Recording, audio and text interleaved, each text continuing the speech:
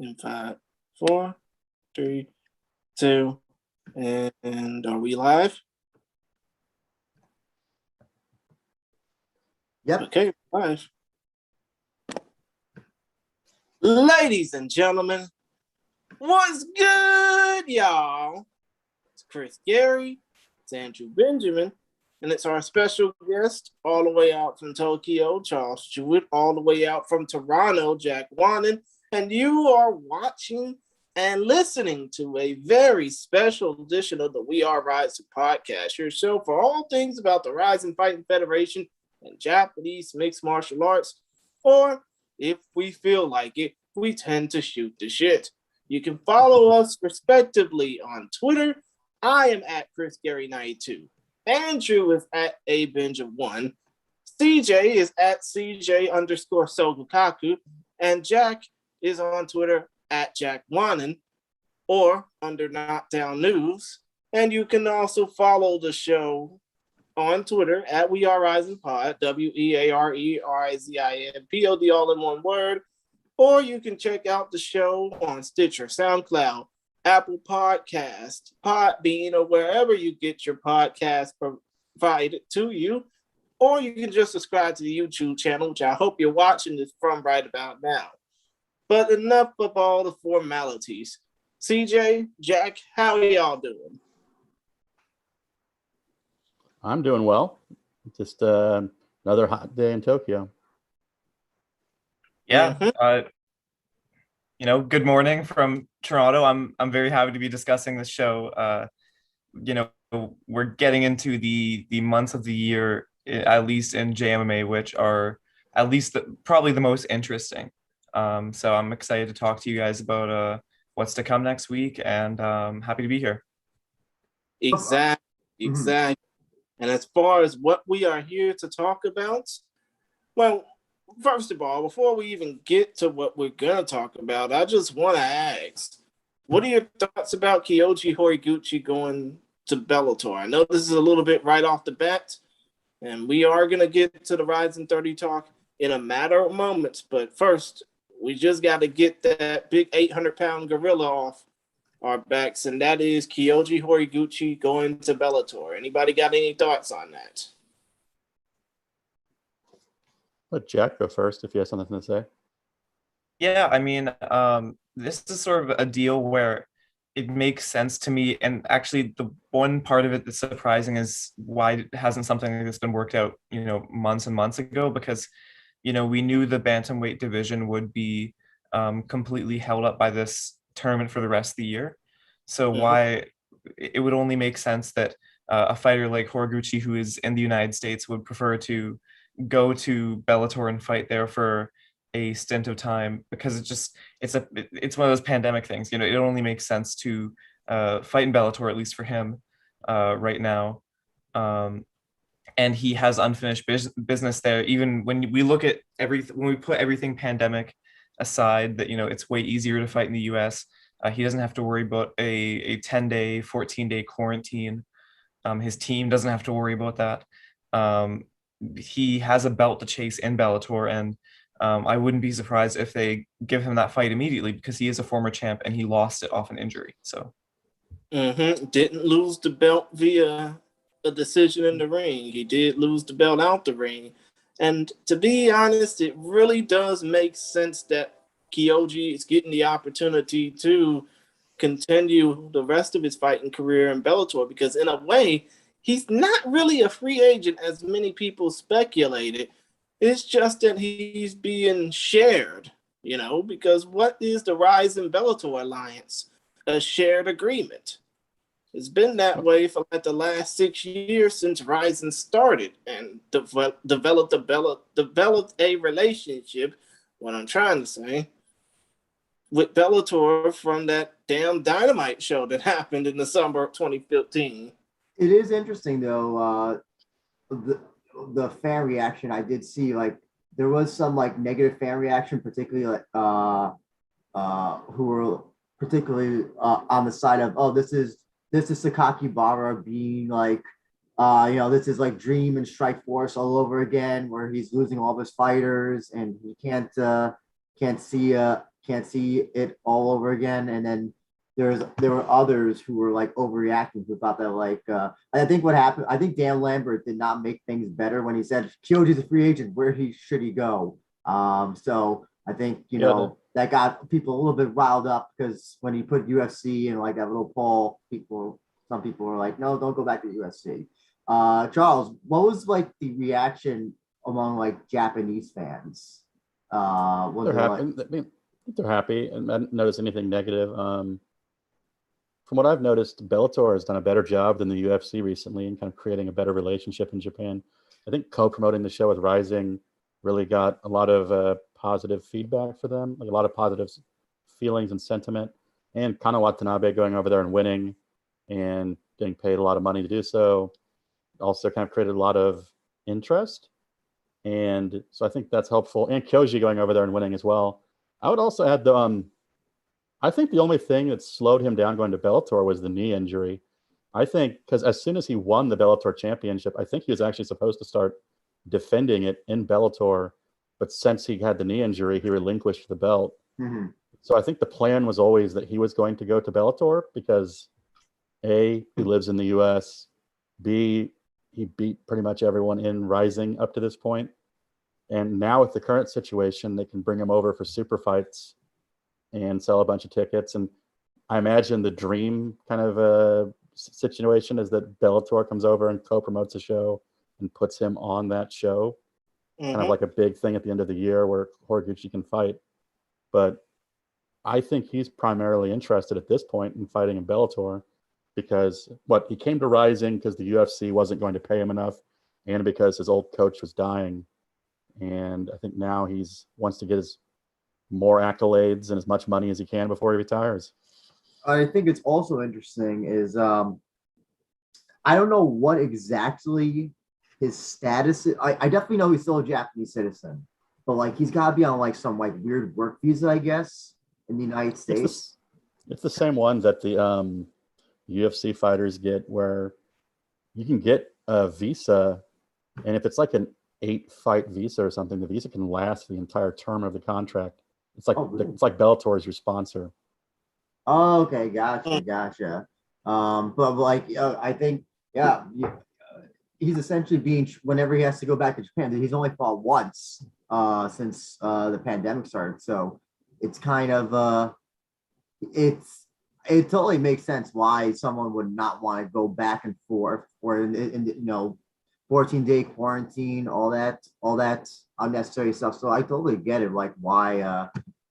Yeah, I hadn't even thought about that before, but I was doing an interview with Stamp Fairtex the other day, who's in the ONE FC tournament, and there's different rounds of the tournament, and they're only a couple months apart. And every time she comes back to Thailand, she has to do a 2-week quarantine, and so her gym is like trying to send her stuff to train in the hotel room, because essentially it's going to be like, all right, you're out of the hotel, train for a week, go back to the next round of the tournament. So the quarantine procedures are really affecting, especially the tournament format. Mm-hmm. And I think that's one of the reasons Kyoji wasn't able to participate in this tournament, is because they can't fly him back and forth 4 times. They don't know what's going on. And if they did, he'd have to quarantine 2 weeks each time.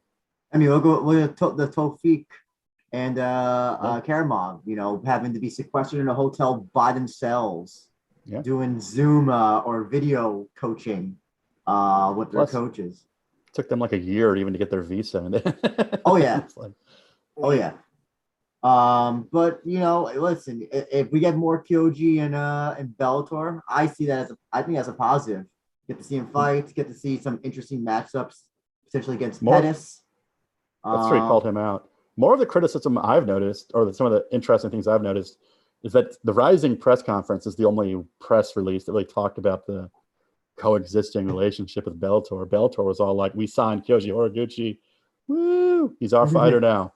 Yeah. So it's kind of interesting to see the two different I think there was also a lot of and probably Charles, you could probably attest to this, that like when something's done and is put out in Japanese, like until somebody actually translates it, there's like too many people trying to use Google to translate whatever's put out there, and it just sounds like it always happens in the video game industry. Whenever like Japanese video game producers like put out a statement on like a game or something, and then all the writers from wherever they have to go through Google Translate because they don't do Japanese, and suddenly like so many things are like not.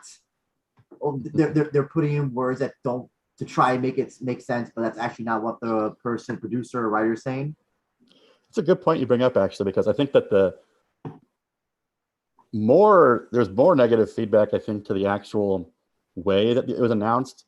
I don't think Rizin and the Japanese people they thought the podcast, I think, was confusing. And I think it was confusing because Horiguchi, I think, when he didn't understand what was being said, just kind of agreed with whoever was talking to him. Because he's not a fluent English speaker. So I think he just kind of agreed. And so, like they said, you're relinquishing your belts. And he was like, yes, but it turns out he's not relinquishing his Rizin belt. He's going to come back and defend it or something. Oh, it just seemed like a bad game of telephone. One person saying, sorry, go ahead, Jack. No, I just agree that I think that there was just a lot of, there was a lot of parts of the situation which made it confusing. I think it all makes sense now. Yeah. It all makes total sense now. But with that being said, there was a few hours where it was like, okay, what's going on? Like, yeah, I think his new manager, the guy from American Top Team, was just trying to create interest and probably get views on the podcast. So he's like, you going to the UFC next? You going to Bellator? Going to PFL? They were totally stirring the pot with that Twitter poll that was saying, where's he gonna go? I'll say this: Dan Lambert, the guy at American Top Team. I think is that the guy who you're talking about, the manager of ATT? Yeah, I think he's the new manager of Horiguchi. He introduced himself as Horiguchi's manager. I think in the he's podcast. A pro wrestling guy. This is a very bombastic. He's a very bombastic guy, and it could have been the pro wrestling part of his brain that was doing that unintentionally, or maybe even intentionally. So that because he's a massive carny. Oh yeah. He is as a quote Christian from AEW. He is a carny piece of shit. So wow, that's entirely possible. Yeah, that's entirely possible that he was kind of being pro wrestler manager Bobby Heenan or Jimmy Hart when he was doing that whole thing. From what I understood, I mean, it was known he's going to Bellator. It wasn't like any other option. It's just like he's signed with Bellator. That's why Horiguchi was like, oh, when are you going to make your decision? I think he wanted Horiguchi to like wait out longer. And Horiguchi's like, oh, in an hour. Oh, yeah. And again, also Horiguchi not speaking English perfectly. It's just, he's just like when he hears his manager say something, he's probably going to usually just say yes out of just politeness and just whatever. So, yeah, it was just funny seeing kind of like a little bit of the overreaction when it first happened. And also, I want to get credit to our old translator LJ for she did a nice little write up and an accurate translation of what Rizin put out. No Google Translate necessary. So yeah, that's kind my of the shit mistake I did on the Focus Fights account for putting out the Google Translate version of the press release. So. Thanks, LJ, for making me feel like an idiot.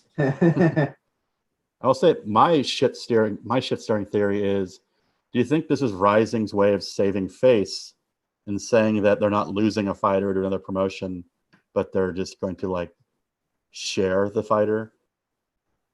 I guess it's entirely possible. That's an interesting way to put it. I mean, I guess technically they're not losing a fighter in the grand scheme of things. If he's still keeping the belt, if he was relinquishing the belt, I would. Yeah, but I mean, Mizuki Inoue is still the 52-kilogram champion in Deep Jewels.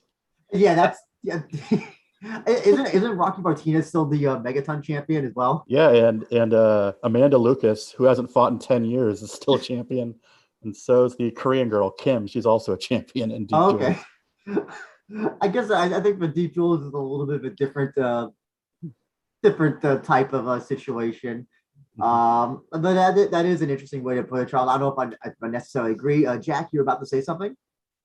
Yeah, I mean, the way I view it is they certainly lost someone off their roster, but him still being recognized as the champion to me makes sense because if he's going to fight at least once a year for the promotion, that means that they're likely going to figure out something for him to do down the line. I mean, we have Bellator fighters on Rizin cards well, pre-pandemic, we had that, it was becoming somewhat of a actually frequent thing. Well, yeah, I guess also I don't see this as saving face, because they are actually admitting, hey, this guy's going to Bellator. He's not on the Rizin roster anymore. All they're saying is that he's still our bantamweight champion, that he is going to fight here again. I think also, my last point on this whole thing is that, if you look at the other ways that they, for fighters that Bellator signed, like Kana Watanabe or Kunimoto, it's all been said like, oh, they signed and are like with Bellator, not that they're still with Rizin. Especially in the case, it's not the same language has not been used when it comes to Horiguchi.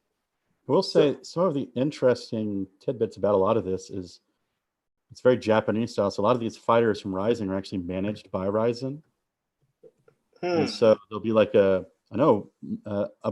like for instance, Kanako Murata is managed by Rizin.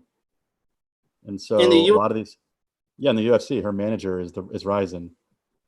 Holy shit. And so they like someone, I think it's Shingo is probably her manager, but yeah, so a lot of these fighters that go abroad, they probably they do it like through Rizin. So it's kind of an interesting relationship. So it makes sense that Bellator is able to take advantage of that because they have a good relationship with Sakakibara and with the promotion in general. Now down the line, Horiguchi relinquishes the belt. He does like the Shane Douglas ECW thing. Yeah, the Shane Douglas betrayal.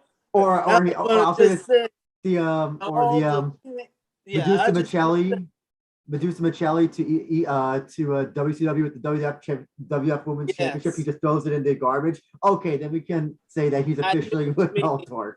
Andrew, I get what you mean. He would probably say to all the Kid Yamamotos and the Kyle Unos, and God forbid all the Hideo Tokaros, they can all stand up and kiss my ass or something like that. Even though that's completely disrespectful in a Japanese way, in Japanese culture, because it would be like, shitting on tradition, right? Oh yeah, I would laugh my ass off if you did a Shane Douglas or Alundra Blaze and the Medusa Michelli thing, but that would be cool for the likes and clicks and all that shit here on this side of the Pacific. But CJ, it would probably be disrespectful, for that to happen over on your side of the Pacific, right? It just depends. I think generally it'd be disrespectful, but I mean, there's a generation of fighters. There's always been, but there's loud, outspoken fighters that, look at Shinya Aoki. His Twitter profile picture was him with Bob Lou and then one of the Diaz brothers. So you're always going to have the guy that snaps someone's arm and flicks them off to their face somewhere in Japanese. We just we need Horiguchi at one of Dan Lambert's promo spots on Dynamite sometime. Oh, that'd be funny. That'd be rude. Yeah, that would be funny. But how many of these fucking wrestling fans will actually know who he is without calling him some bullshit stereotype? I think. Well, listen, I think that would get more prestige to Bellator or Rizin, just him being on AEW. I think at this point. True. Very true. Anyway, I'm sorry, I gotta move on, Christian and everybody, about this, but we are here to talk about Rizin 30, which will be from the Saitama Super Arena. Andrew, I can handle this. Oh, you can? Okay, go ahead. Yeah, we are here primarily and officially to talk about the Rizin 30 fight card. It'll happen live from the world famous Saitama Super Arena in Saitama City, Saitama Prefecture, Japan. Note how I'm not saying Tokyo. The damn Olympics probably forced everybody to think that, but still, it's in the Saitama Prefecture. It'll take place September 19th at exactly 1 week from the time we're recording this right now. 1 week from today, September 19th. It'll air live on Live Now for about $25 US at 1:30 a.m. Eastern Time. That's 10:30 p.m. Pacific Time on September 18th. But still, point of the matter, we're going to be talking about the 10 fights that are going to take place on this card and aptly apropos, appropriately enough, we're starting this fight card off with a kickboxing battle between Panchan Rina Okamoto and Momika Mondokoro. Both women are from Osaka. Rina is the knockout world champion, or the knockout black world champion at 11-0 with 2 knockouts. Momika is 20, 17-3 with 1 knockout and 19 decisions. But still, when you think about this fight and the fact that it's the first women's kickboxing bout on the card, because the first kickboxing bout for women on a Rizin card, because we had shoot boxing before with Reina Kubota. We had so many different MMA and kickboxing bouts by the men on Rizin cards. How different do you think this will be for Rina and Momika to make history as the first women to do a kickboxing bout on a Rizin card? Charles, I think you should speak first because you probably are very much familiar with these two more than all 3 of us. Yeah, I was kind of excited during the press conference when Momika walked up there. I saw her fight in Osaka 12 years ago. I was like, oh, she's still fighting. It's nice to see that she's still around and getting on the big stage. But what's going on right now, I have it on the background muted, is a Rise, not to be confused with Rising, has been trying to promote women's kickboxing a lot over the past couple of years. And it's become more successful. As everyone knows, Rise is pretty close with Tenshin's gym. And his sister is actually one of the fighters in the promotion. And so there's a bunch of young talent. All these girls are in their early 20s. And I think Rising, who has a relationship with Rise, is interested in testing the waters. And I think they're interested for a couple of reasons. One, Ayaka Hamasaki's 39 years old, and she's mentioned that she only has a couple of fights left. And Rena, their other big star, has insinuated, I have 2 or 3 fights left and I'm retiring. So I think they're trying to find the next generation to kind of take over that Rena spot. And Panchan Rena she was a former model. I think they call them idols over here. And then she got into kickboxing a couple of years ago. And she's done a really good job of marketing herself. She started a YouTube channel. She did a bunch of collaborations with Asakura Kai and Watanabe Kana, and actually got on the cover of a bunch of magazines with Kai, because Kai would dress like a otaku, like a nerd, and she would dress like a maid, and they would go do stuff together. And I predicted her joining Rising a long time ago because she and Kai actually went and met with Sakakibara in a Rising video, and he was asking her a bunch of questions. And if you follow her on social media at all, she sold a ton of tickets for this event, because in Japan, people can buy the tickets from the fighters. And she showed the stack of tickets she sold, and it was massive. She probably sold, just rough estimate, it looked like close to 1,000 tickets or something like it. She sold a lot of tickets, and she also sold a bunch of t-shirts and everything. And so this is obviously a fight where they're trying to test the waters with her, and they've given her an appropriate opponent in Momika is a well-respected kickboxer. She's been around for a long time, over 40 fights, but she's on a 3-fight losing streak. So I think we kind of know what they're hoping for. And I will say that in a personal thing I found kind of funny, in Rise, the former champion and Rena's old rival, Erika Kamimura, is in charge of promoting everything. And someone recently asked her top favorite fights, and one of them was of Momika getting knocked down. So I think she's throwing shade at Rising's kickboxing, because she always talks about how their kickboxing is the best. But that aside, Momika is respected, but she's very short. She's going to be significantly shorter than Panchan. She's going to have to eat a lot of shots to get in.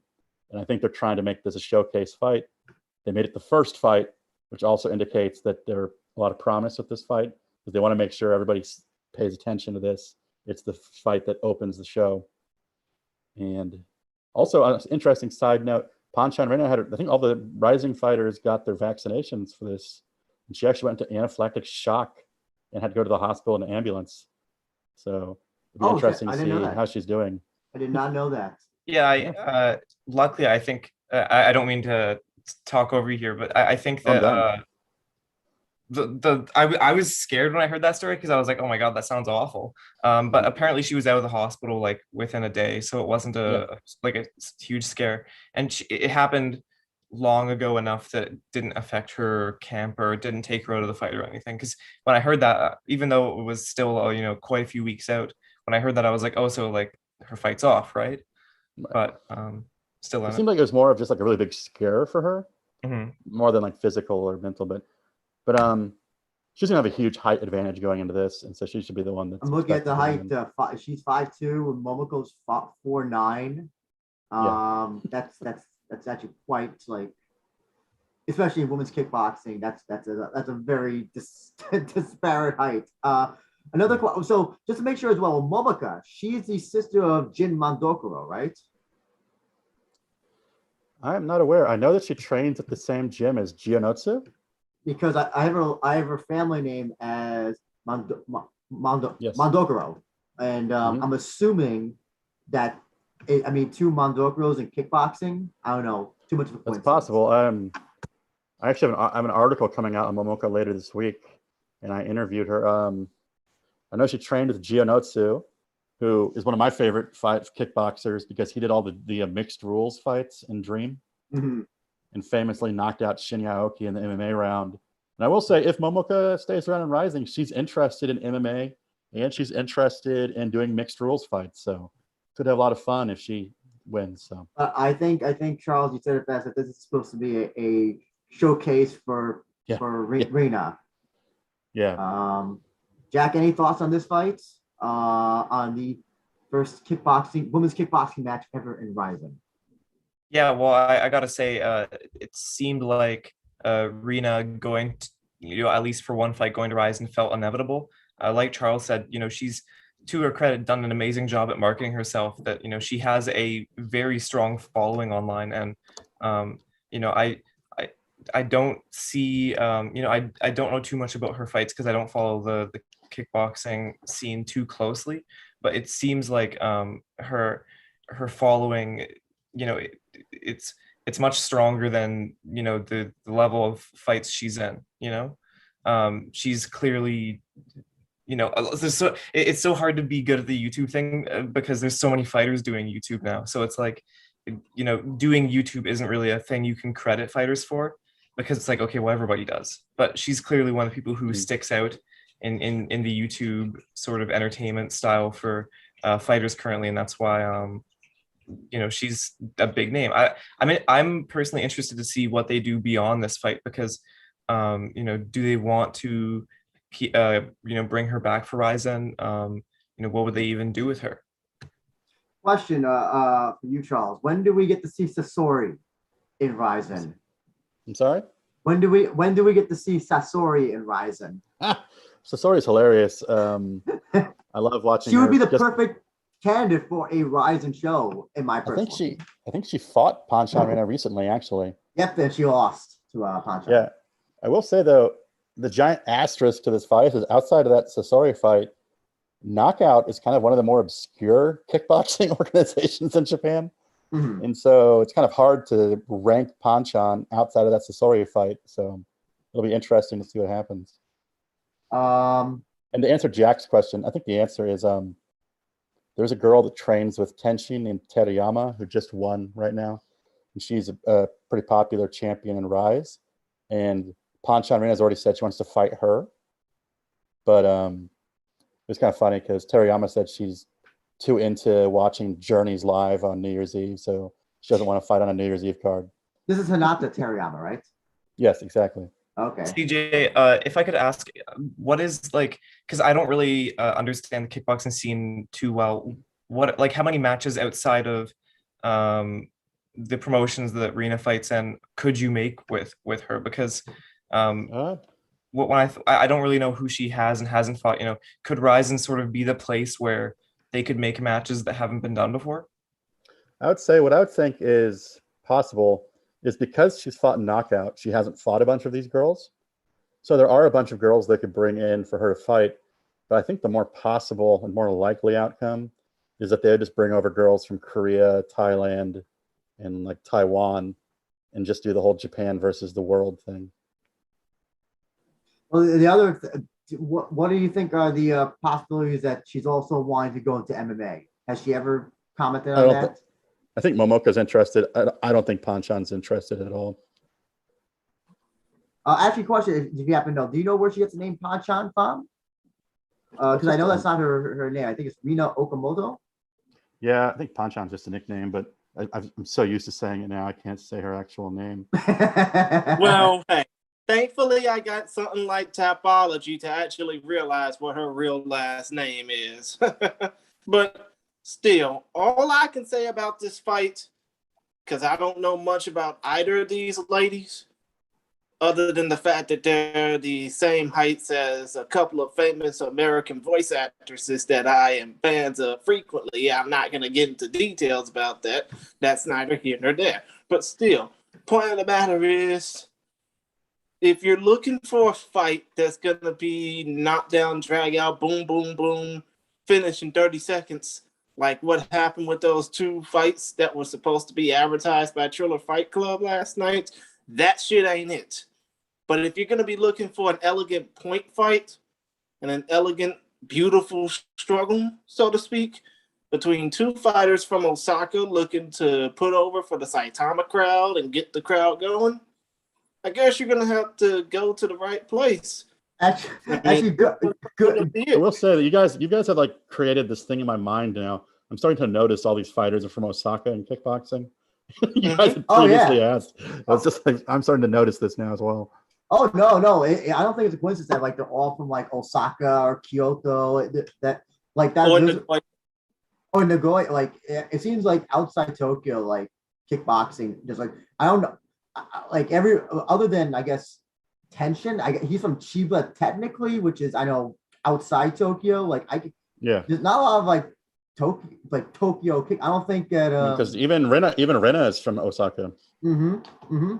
I don't think Masato was from Tokyo. I think they're all from everywhere else besides Tokyo. Everywhere besides Tokyo produces kickboxers for some reason. I don't know why. But it is when you see where they're from, like Tapology or the Rizin page, they'll always say like Osaka, Kyoto, Kobe, Hyogo, just like all of them or almost all from the Kansai region. I'm surprised you didn't know this. Her nickname comes from Dragon Ball Z. Wow. The character Pan, right? Yeah. Actually, Charles, over under. Will this be better than Evander Holyfield versus Vitor Belfort, in your opinion? I mean, I think it'll be a good fight because I think I think the reason they kind of handpicked her, she's super aggressive.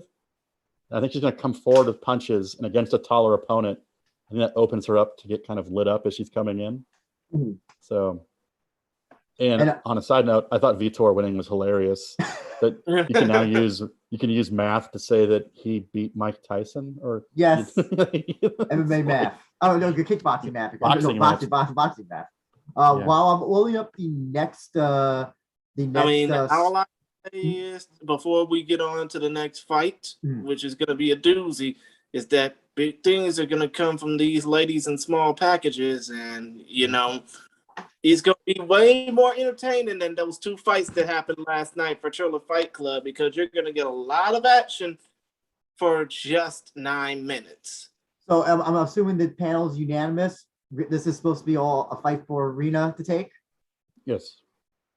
I have no dog in the fight, so I'm just going to go ahead and stay neutral like Switzerland on this one. Jack?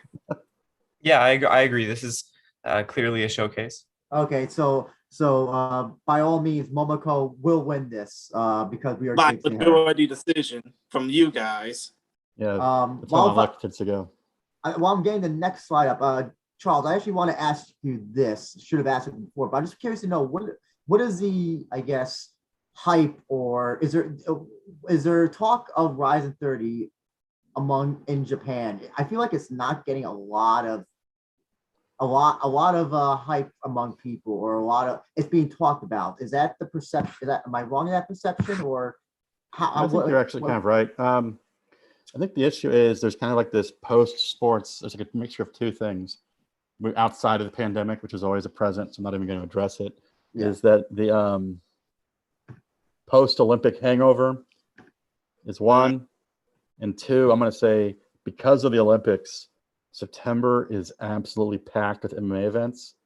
And it's hard to build up a momentum of coverage for this because all the news outlets have a different event every weekend before it they're trying to promote as well. So, I mean, you have, I think Deep is the day after this.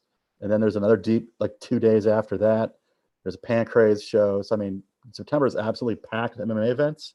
So it's hard to, like the Tokyo Dome, wasn't that much going on, so they could focus on it. But right now, there's just so much going on that I feel like it's kind of scatterbrained. But I think starting this week, especially with the release of the Rising Confession videos, I think that you'll start to notice more and more people talking about it, especially because of all the big fighters on it. And I definitely feel like the Rizin English page definitely has, other than those key to victory videos, everything seems to have just been like done this week. It was like almost like they forgot that they had a show, and they're like, "Oh, we gotta produce English content, so we gotta put all that shit out there." Well, it's not just that, but they also have that Rizin Landmark show coming up next month, and we still don't know if it's going to be aired to an English language audience via Live Now or some other platform.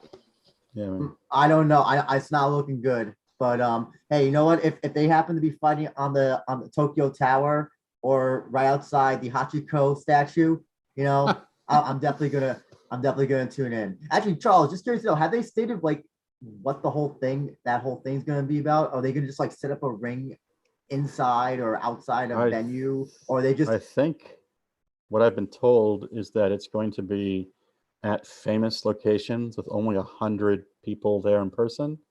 And the 100 people will all be like VIP $10,000 tickets. So be extremely expensive to go see it. But part of me is also wondering, I was trying to think like, oh, this is like an interesting idea, but they're not going to save money because if it's a really famous landmark, just getting the insurance and paying to hold an event there sounds like it's going to be extremely expensive. So I'm kind of curious to see where it takes place. Well, I imagine the whole point of this series is to like promote whatever platform they're on. I imagine that the platform is probably giving them some crazy budget saying, hey, just go do this at weird locations or whatever. We can finance everything. Only have 100 people there. I know that Sakakibara owns a travel company. If you remember like some of the older Rising shows, look at the Japanese page, there's like travel packages where it was like, oh, we'll give you a hotel on an airplane and you can go to a meet and greet if you go do it all through our travel company. So how funny, you know, one day they decided to do like a show in front at the Emperor's Palace or at like UNO Park, and you know there's just people walking by and they're just seeing these people like beating the crap out of each other and like, what the heck is going on here? That's also the thing I was thinking about because, as Jack said, some of the venues might pay for this publicity, but then you got to think like some of these super famous places don't need publicity. Like, we get 2 million tourists today. We don't need anyone else. So you got to wonder like what landmark is going to be. So it's kind of fun to think about. I was just thinking more that the Landmark series, whatever, I forget the name of the site that it's being hosted on, they're probably just giving them a crazy budget and saying like, hey, we want you to do something special. So, you know, can use this money to go somewhere and, you know, whatever. Because I mean, I think it's sort of an uphill battle to have a profitable event when you're purposefully not having that much of an audience there to start. You know what they should do? They shouldn't even have a ring. So like if it's in Ueno Park, they should just go to like where like the Sakura is, and then just somewhere fight Joe Rogan just got excited.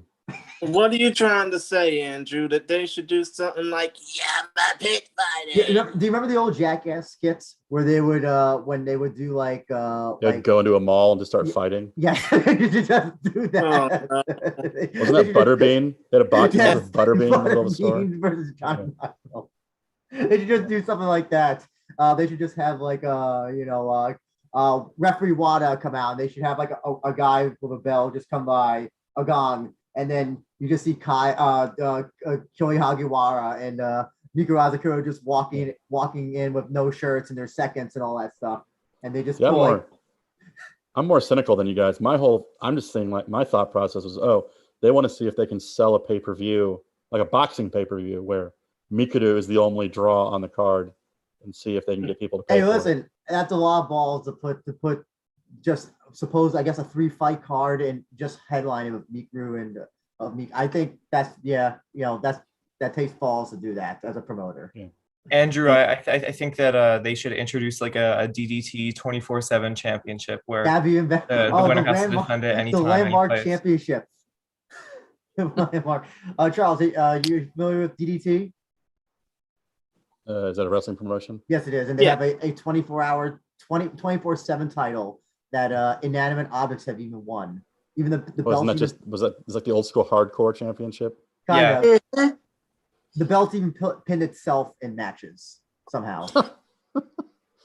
And they've had like I think they've had like matches like right outside like the not Tokyo Dome, but the Korakuen Hall steps. They've had matches.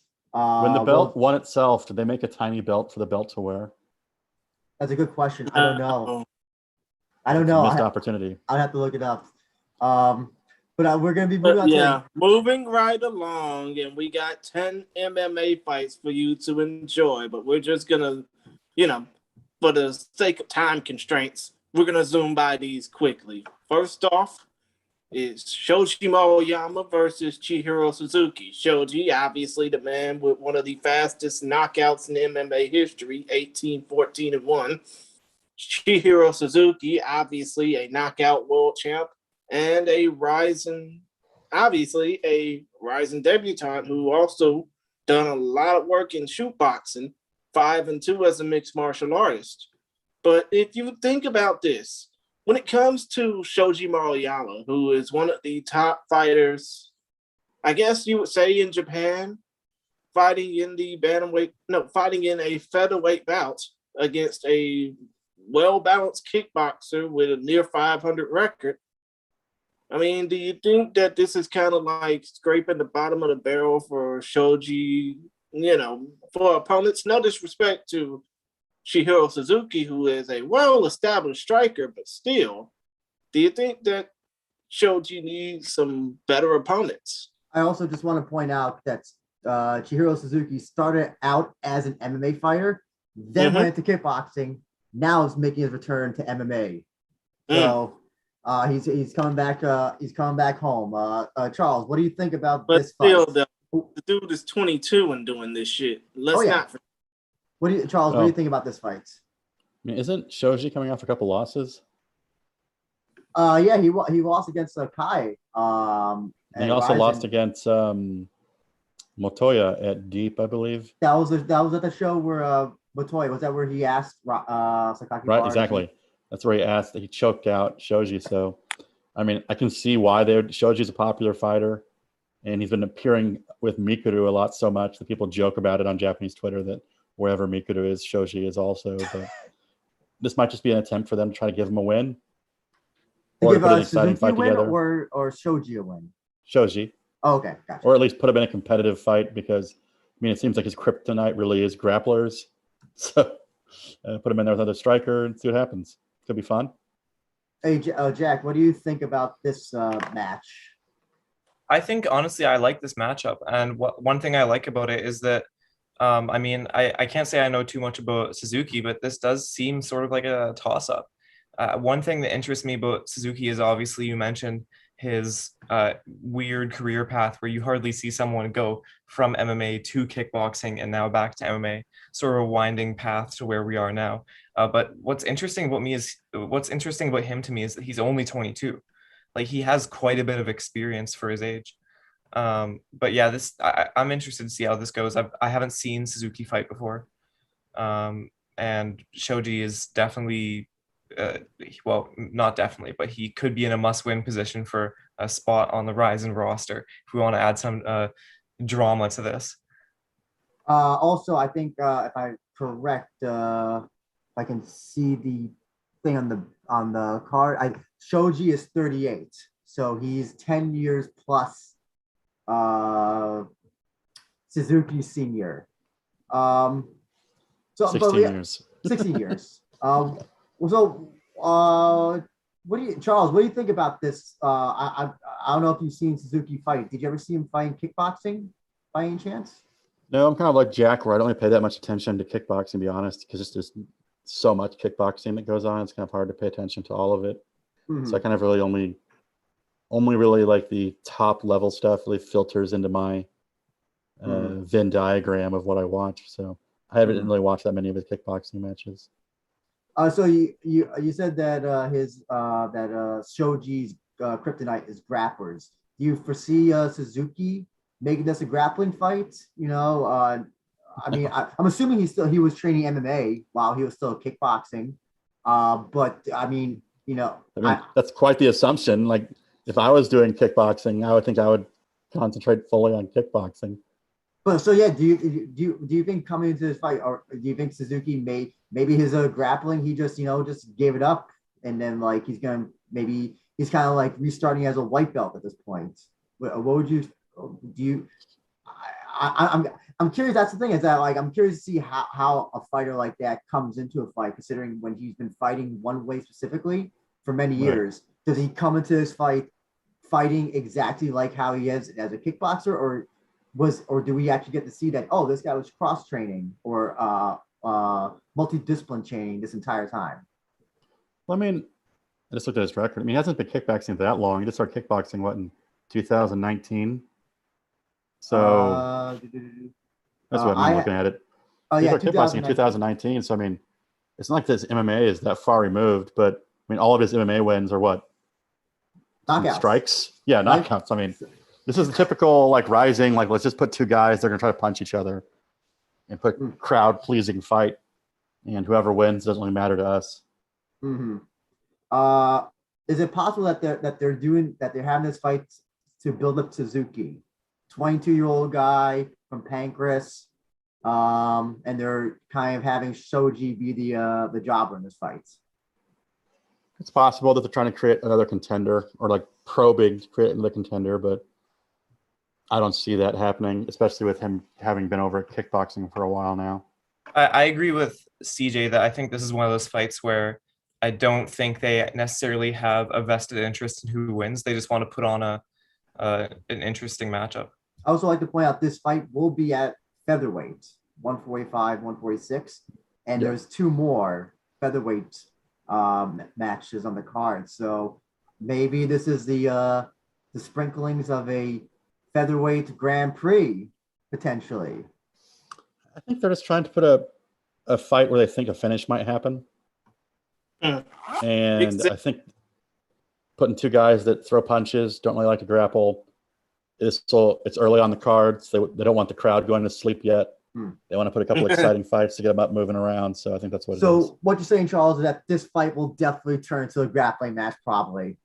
Because I've said these things, yes, it'll turn into a grappling match. Shoji will be like, he's been kickboxing for 2 years. I'm gonna shoot for a single from the outside. It's gonna turn to MVP versus Paul Daly. Oh my god. Christian, any thoughts on this fight? Well, all I gotta say is when it comes down to this fight, I think Shoji should win, because if this is a battle of strikers, you gotta favor the guy with the most knockouts between the two, and that's Shoji with 13 out of 18 of his wins by way of knockout. But still, I do not think it's gonna be like MVP versus Paul Daly, dude. Just quote me on that, Andrew. It's not gonna be like that boring ass fight that happened in Bellator. I would like to pipe up right now and say that I have the benefit of having his record up on my computer right now, and pretty much all of his kickboxing matches are like first round knockouts. So I think they're just trying to get somebody to knock somebody out early on in the card. I mean, his last fight was a knockout in 42 seconds. Fight before that, a minute and a half, 30 seconds, a minute. So yeah, they want someone to get knocked out quickly. I think in this case they want Shoji to get knocked out quickly. I think that's what they're trying to do. And but yeah, I really hope this is not, two strikers and then it negates and suddenly they start wrestling. This isn't the UFC. I don't think it's going to happen. Yeah, you're probably right. But it should be an exciting fight nonetheless. I'm picking Suzuki. I don't know if anybody wants to chime in with a pick. But if you want to, say your piece. I think I'll go along with you on Suzuki now that I've seen how many knockouts he has. It's so like literally all in the first round. It seems he's a first round knockout guy, or he wins by decision. That seems to be what happens. Shoji's 38 years old. Like at some point in time, this has to catch up to him. Yes. So, Jack, you have any thoughts, predictions? But what if it does go to the ground? What if Shoji goes, oh well, this guy has so many stoppage victories. Why don't I just take him down? I mean, that's in my opinion a totally possible situation. Yeah, it is. So I mean, I want to see. I don't know anything about Suzuki, so I want to see more than a minute of him in here. I want to see him get tested, but I do think he's going to pull out the victory just because his record is really strong and he's only 22. I see a lot of potential in this guy, honestly. Christian? Again, I already said it. Shoji's going to win. Okay, gotcha. Probably a knockout, but I just hope it's not going to be boring the hell out of us. I mean, I just hope this fight doesn't bore the hell out of us like you say, Andrew. Is going to be the Japanese equivalent of Paul Daly versus MVP Michael Venom Page. I hope not either. Enough about that. Let's go to the fight between two supposed debutantes. One who's actually got a fight in him, the other who's coming in from kickboxing.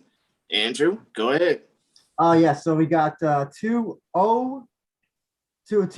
fights with no wins. One has a loss. Shinobu Ota, former Olympic. A very flattering way to describe it.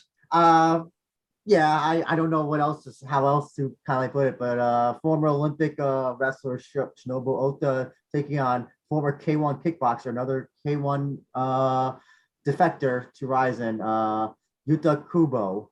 He's not a defector. I think he'd already been released from K1. He'd been released. Okay, because he had a winning. I think he had won his last fight, if I remember correctly. So my friend who actually watches K1, it sounded like Kubo had like a very unceremonious departure from K1. Well, I remember he relinquished his belt and said he wanted to do Olympic boxing. Yeah, exactly. And this was last year. This was in 2020, and then that didn't happen. And then I could be messing up the timeline here. I think there was basically radio silence for like a year, and then now we're here. And that's why there's all those jokes now about how he's fighting in the Olympics now because he's facing an Olympian. Oh, that's fun. He's finally fighting his Olympian. This will be an MMA match. So, I mean, I'm not so sure. Have you guys seen the promotional videos? What do you think about this fight? Have you seen the promotional videos they've released from Kubo on Rising's YouTube channel? No, I haven't. Tell us about them. Kubo's whole thing is like his wife is super rich, and he used to make a ton of money investing as well, but then he lost all of his money. But I mean, so if you watch the Rising confession videos, he's driving around in a Ferrari. He has a pet monkey, and like his wife, I think she wants to be a celebrity. She's like the Japanese version of the Kardashians. So she's like eating an elaborate meal in front of him, even though he can't eat. And she's like, I think in the last Rising video, she talked about how watching him grapple with Mikuru like got her all worked up and hot and bothered. So she's excited to watch him fight. So they've also made Japanese media because I think they're one of those couples where they've been divorced and gotten married again. And she told him she wanted to do porn. And so he famously went to Twitter to ask Twitter to help him talk his wife out of doing porn. And so lots of interesting things have happened with Kubo and his wife. I'm more interested in their personal lives than I am in this fight, honestly. Well, I think Rising is too, because she's in every video with them. Is this like when Hideo Tokuro just randomly said he had a porn collection? Is it just my God. When Sato asked about his magic mirror collection. Yeah. Oh, well, is this in English, by the way? Sorry, Jack. Is this in English? They subtitle this? There's one video where it's all about him, and it's like 40 minutes long. And I don't think that one has subtitles last I checked, but the newest Rising Confession video does have English subtitles, and it has him and his wife in it. Oh, please, Shingo. It looks like they don't live together either. Shingo, I know you're going to see this eventually. Please subtitle all of Kubo's pre-fight video stuff now, because I am now like, I have to watch it. I have to know what's going on. Plus, more to the actual fight itself. Kubo's been training at Miyata's gym. Oh, okay. So he's training with an Olympic wrestler himself. I mean, I don't think Miyata is the same level as Ota was. I don't think Miyata medaled or anything. But so he recognizes the deficiency in his game. The real thing, though, is he could train with Miyata for 3 years. He's still not going to be able to stop Oda from taking him down. And so, Jack, this fight just turns out, can you knock him out before he takes you down? That's what this fight is. Jack, you were about to say something. I apologize. Yeah, I knew about this couple for about a year now, because I remember I watched, for some reason, like March 21st, K1's last show before the pandemic really like completely messed up combat sports. I watched his fight. I stayed up to watch it, and I just remember it being the most absurd thing. Like his wife did like his entrance song for him, and it was like horrible. She's doing his entrance song again. And yeah, I don't know if she's actually an artist. I mean, but like what's interesting is that they're very clearly one of those couples, or there's some sort of entertainment thing where they're very aware of the fact that they should just put everything out there, because everyone is going to give them attention when they have these public feuds or these public conversations. Because I mean, it's so clearly they know what they're doing, is what I'm trying to say. When he lost his money, she shaved his head. Yeah, like there's so much comedy to this where like it makes him look stupid, but to his credit, I think he is completely playing the game and winning it at the same time. This is such a weird, I mean, this is like a real style matchup. I mean, this is probably a style matchup in its purest form, honestly. And this is like UFC 1 stuff. Exactly. Maybe a little more gloves than UFC 1, but still UFC 1. Ota's first performance was sort of a painful watch, honestly, and I think it was just the result of a tough matchup. I'm interested to see what happens here. I honestly have no recollection of how his striking was in his debut fight. Well, but if you remember, he fought Tokoro, and like if Tokoro has like, I don't know how much, 100 fights, this is his first fight. I always notice that like whenever it comes to debutantes in Japan, they're either thrown to the wolves or they are given the easiest canned fights at the beginning of their career. There's no in between. And like Ota literally got... Just ask Satoshi Ishii before he became boring how that felt. Ota literally, like, imagine your first fight. You just got out of the Olympics. Oh, it's Hideo Tokoro. I mean, come on. It's like, I don't know if Rizin thought that would be competitive, but I knew it was never going to be competitive. And for this fight, I have no idea, like, in terms of how it goes.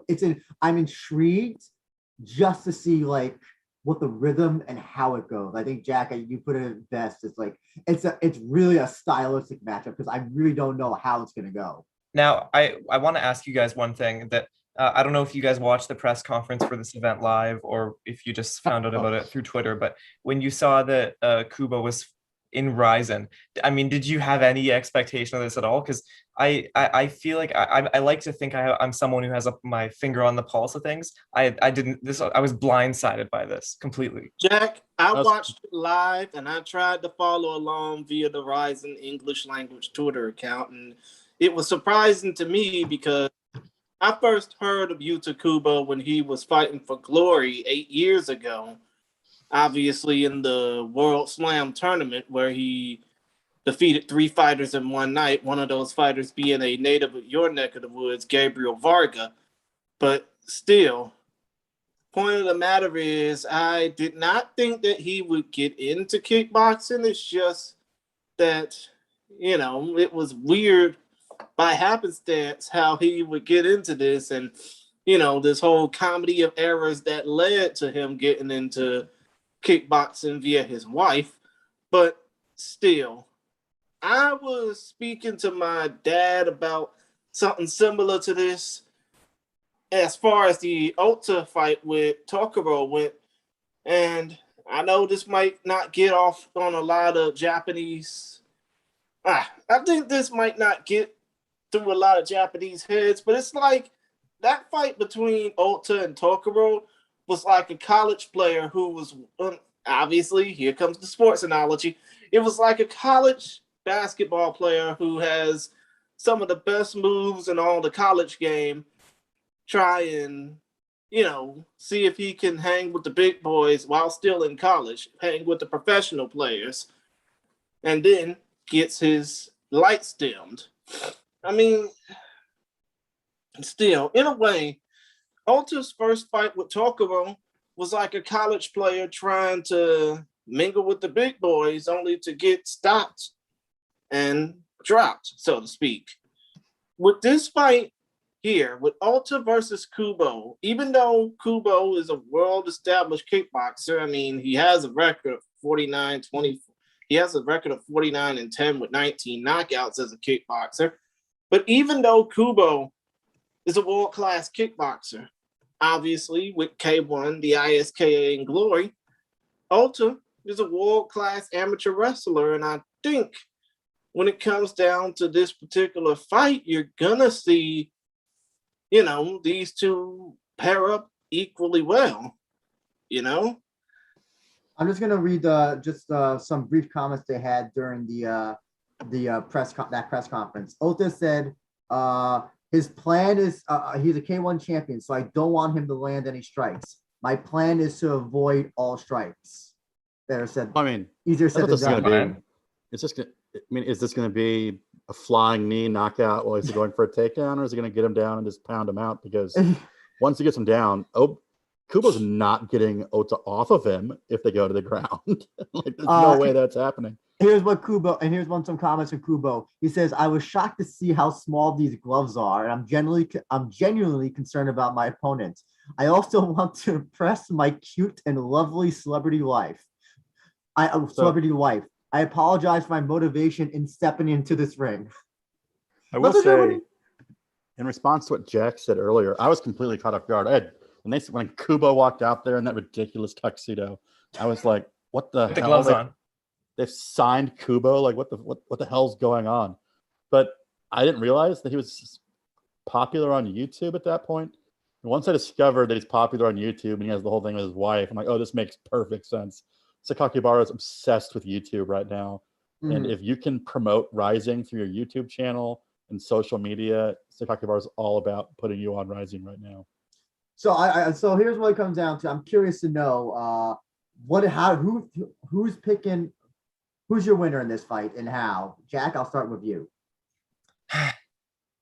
Well, every fight starts standing up, but I do want to see Ota get a win because his debut, which was quite anticipated, ended up being tough for him. I mean, he took a beating, and now I think that he needs a win because I don't know if are they going to give him a third fight as an 0-2 fighter? I don't think so. In addition to loving YouTube, there's one thing that Sakakibara historically loves is Olympic wrestlers. So he could lose this in his next 10 fights, and he'll still have an 11th fight probably. Charles, you think so? I think Sakakibara has always been like an Olympic wrestling nut. Like sorry, go ahead. He eventually does have to win, though. I mean, it might just become like a Yamamoto arson programs where they try to give him someone to beat, and he loses anyway, and then they banish him. So, but my thoughts are, when it comes down to two fighters, essentially a kickboxer and a wrestler, I pretty much favor the wrestler every time. I just have flashbacks of Randy Couture versus James Toney. So, so Jack, I don't think you really gave an official prediction. How do you think this goes? Well, with my heart, I am picking Ota because we'll see Kubo again. I think it's pretty undisputable that under kickboxing or MMA, we don't know, but under some sort of thing, we're going to see him again in Rizin. This isn't going to be a one and done type thing. But for Ota, I don't know what would happen if he loses again. So I want him to win, and I also think he's going to win. Like what CJ said, I go off the logic that wrestling is the strongest base for MMA. Christian, how about you? I think Ota will win, but in a way, you got to realize Ota is facing off against a world-class kickboxer. He is facing off against somebody who is a former K1 world champ, a former Glory Slam tournament winner. And yeah, even though old dude Ota, young dude Ota, he's in his 20s, is an Olympic silver medalist in Greco-Roman wrestling. I mean, wrestling, like striking, is only just a little bit of the base of the sport of kickbox. I mean, it's a little bit of the sport of MMA. And unlike those two fights that happened, we keep going back to the well on that. These are two fighters that are not even coming into their own in MMA. These are two fighters that are still trying to shake the kinks off from other sports. So I just hope to see Ota win via decision, but I won't be surprised if, unlike plenty of fights where there's been two fighters from other sports, I won't be surprised that this fight is actually entertaining for once. Unlike the two fights that happened last night for Triller. But, that's neither here nor there. Let's stop talking about that shit. So I hope Kubo win. Sorry, Charles? This fight's, to me, is all about the entertainment, like what, going off what he said. They want the entrance music. They want the wife singing the terrible song. They want people talking about it on social media. They want YouTube content. This fight is. Listen, Plus, they want Ota to win because he's a wrestler and has potential to become a star. If he wins, he'll be more famous than Kubo was. If I can add one thing, I think that what actually benefits Kubo is that he's a successful person, but his comedic style sort of can play into him losing something. I mean, it's not a big deal if he loses this, but what's so funny to me is that he has I find it ironic that in his kickboxing career, he had this sort of comedy slapstick style of having this, I mean, for lack of a better term, loser sort of gimmick, but he would also be really successful. So it's just well, what are you doing here with your gimmick? You're actually a successful kickboxer, but you want people to think you're, I mean, it's besides the point. But, I'll say this quickly. Kubo has one of the coolest, I guess, fighter nicknames. I'll say MMA nickname, but fighter nicknames, the Smiling Sniper. That is such a cool nickname. I hope Kubo wins so we can get some weird post-match antics. But even if he loses, there might be post-match antics. His wife might go in there and shave his head or something. Okay, even better. Well, here's the thing. If he loses, you know what we can do? MMA match. K1 versus K1. Hiramoto versus Kubo in MMA. I mean, that would be off the top fun. of my head. I mean, not to go back to the horse well on this one, but I mean, I think in the video, his wife said she cooks once a year. And she doesn't know how to wash her hair because she goes to the salon 3 days a week and they wash her hair for her. She's never washed her own hair. I think I'm done with Kubo. I just want to. I need weekly updates on his wife from morning till night. I think she said she's scared to wash her hair. She thinks someone might try to rob her while she's robbing her hair, while she's washing her hair or something. It sounds like a parody. CJ, what you're trying to say is, out of fear, her hair doesn't smell like horse leave; it smells like the horse's ass. This sounds like a weird Japanese comedy parody show. It sounds like a parody.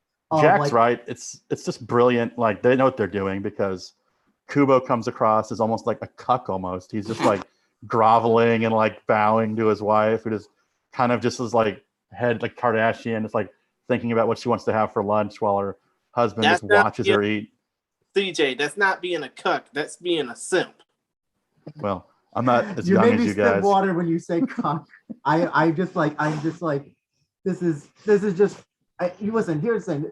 Say what you may not like Rizin, but this is the shit that you just don't get in UFC or Bellator. And you wouldn't have any sort of pre-fight video with I don't know, Conor McGregor or whoever, being pussy whipped or whatever by his wife or something. You would never ever have that. And if that happened, they would take it out. It would immediately be edited. It would never see the light of day. Everybody would be saying the cameraman would sign NDAs, never to speak of this. Rizin, they roll with it. They'll lean into it.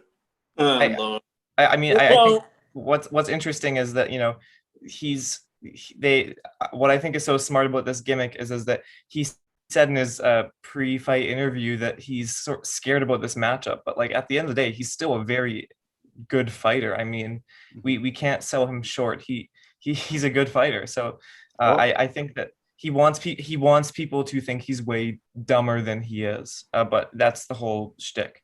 I will say too, in the video they showed him hitting a heavy bag, And when you see a K1 fighter hit a heavy bag, it is very different than watching your average MMA fighter hit a heavy bag. So I mean, it's not going to take him a lot of strikes to finish a fight if he's able to get some punches off. Well, remember, Ota said that he plans to not get hit with any. So keep that in mind. Of course. But moving right along, we got a fight between a multi-time UFC veteran and a one-fight UFC veteran. Why don't you talk more about it, Andrew? Sure. Making his, well, not really his featherweight debut, I guess returning to his featherweight roots. We got Ulka. Is what you're trying to say. It's Ulka Sasaki. Ulka Sasaki. And he's taking on 1-0 in Rizin, Yoshinori Horie, actually both former UFC fighters. This is a very interesting matchup, especially for Ulka to take as his return to featherweight match. Charles, what do you think? What do you think about this matchup? I think it's like, in terms of like, other than the bantamweight matches, I'm really intrigued by this matchup from like a fighting perspective point of view. It's pretty interesting as well. I mean, I'm just interested to see how Sasaki does back in this division. Mm-hmm. And because he's a pretty popular fighter, his clothing brand, you see it everywhere. The Lazy God stuff, you see it all over Japanese Twitter. So he's definitely made his impact on the market over here. Plus, I mean, I don't know if he plans to go back to the U.S. to train, but I mean, his grappling is really leveled up since he was training at Renzo Gracie's and at Longo before the pandemic. And so I'm just kind of interested to see how he does, because he's kind of like, he and Naoki are kind of like a walking poster child for training in the U.S. Well, I guess Horiguchi as well, and then bringing back that top level training to Japan. So that's what I'm most interested in. But I mean, Horie is no joke as well. They're both very high level. So I'm very intrigued. I was also surprised. I saw Sasaki at Deep Jewels. He's much bigger than I thought he would be. So he must cut a lot of weight to get down there. Oh, yeah. I always wondered like when he would ever go back to featherweight, because I met him, and he's not like he's not small. He's not small. When I'm saying big, he's not like, okay, he's not like a humongous, muscular, bulging muscle guy, but he's so tall. He is so tall for 125. I'm more surprised that he ever made 125, like in his entire, like in UFC. 135, I could kind of understand, but like 125, I'm just like, I'm perplexed at what he was doing. Like it's, yeah, but like coming to one, especially a fight like this is not like, he's not fighting he can. This is not an easy matchup to take out 145. This is definitely a welcome to the division. We're not going to give you any easy fights. So I find this fight hard to predict, to be honest. Yeah. Jack, what do you think about this fight? Do you agree with Charles? It's a hard fight to predict. I would say this is probably the most interesting fight on this entire card for me, actually. When I saw it, I thought it was a great fight. I do think it's funny that when you see their heights on your green screen background, that you wouldn't expect that someone who has fought at flyweight and now is moving up to featherweight is still taller than his opponent in the fight. But I do think this is a really interesting fight. Horie had a great Rizin debut earlier this year. And Sasaki, I mean, he's incredibly experienced, and also I think that this is one of the greatest matchups that we've seen recently when it comes to just two real good stars in the roster being matched up. I think also you have to understand that when it comes to Ulka Sasaki's height, are they counting his hair, or is it like up to like, I guess, his neckline? Because don't forget, he does have, depending on the day, his hair could either be like, give him a foot taller, or it could be, it all depends on the day, as you probably know, Charles. You saw, what was his hair like when you saw him at the Deep Show? It was pretty short, bleached blonde. Okay. He didn't have the crazy like Goku flaming red hair thing. That's the Goku flaming red hair. Christian, what do you think about this intriguing, compelling matchup? I think Jack said it best. This is in terms of matchmaking, this is one of I think it's the best match on this show, at least. It's the best, not counting the bantamweight stuff for obvious reasons. This is the best matchmaked fight on this card. Well, if you think about it, Oka Sasaki is a 9-fight UFC veteran. All 4 of his wins inside the UFC were choke-out victories via rear-naked choke. Mm-hmm. Yoshinori, the rising star Hori, he fought, obviously, one time in the UFC, losing, of course, to Jack's fellow Canuck, Mean Hakeem Dawodu. But still, this isn't about the damn UFC. This isn't about the good and who got over in there. It's about Rizin. And the fact that Oka Sasaki is fluctuating up from flyweight all the way up to featherweight just to take a fight is just crazy to me. Because this guy fought 4 times in Rizin so far since 2018, being a part of the Bantamweight Grand... Well, actually, not being a part of the Bantamweight Grand Prix. He basically boosted up from Bantamweight to featherweight, 130 pounds all the way up to 145, and he's not had a fight since New Year's Eve 2020. But you would still say that Oka is the more experienced fighter coming into this fight compared to Hori, who's only fought once in the promotion. That was back at Rizin 27. But still, point of the matter is I think that this fight probably will not go to the judges' scorecards. I think this fight is definitely going to end in a finish, but I think it's going to be Oka making a footnote out of Hori in the first or second. No, not in the first or second. More like in the second or third round, because they're going to try and make a fight out of it before Oka chokes Hori out. I think actually you brought up a good point as well, and I'll ask this before you give your predictions. Charles, so with going up in weight, you're going to face more powerful people, and Poirier is a guy who's knocked out many people. Do you think that's going, and especially, Sasaki, as we know, broke his jaw in the Kaizakura fight. Do you think that's going to be a important factor in this fight, whether Sasaki can Sasaki take a punch from somebody like a Poirier in such a different weight class? Charles? I'm sorry.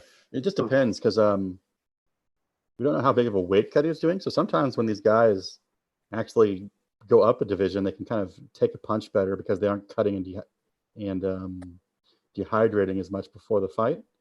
So it'll be interesting to see how he does react to that. But I imagine he's going to do all in his power to not get hit and try to get this to the ground as quick as possible.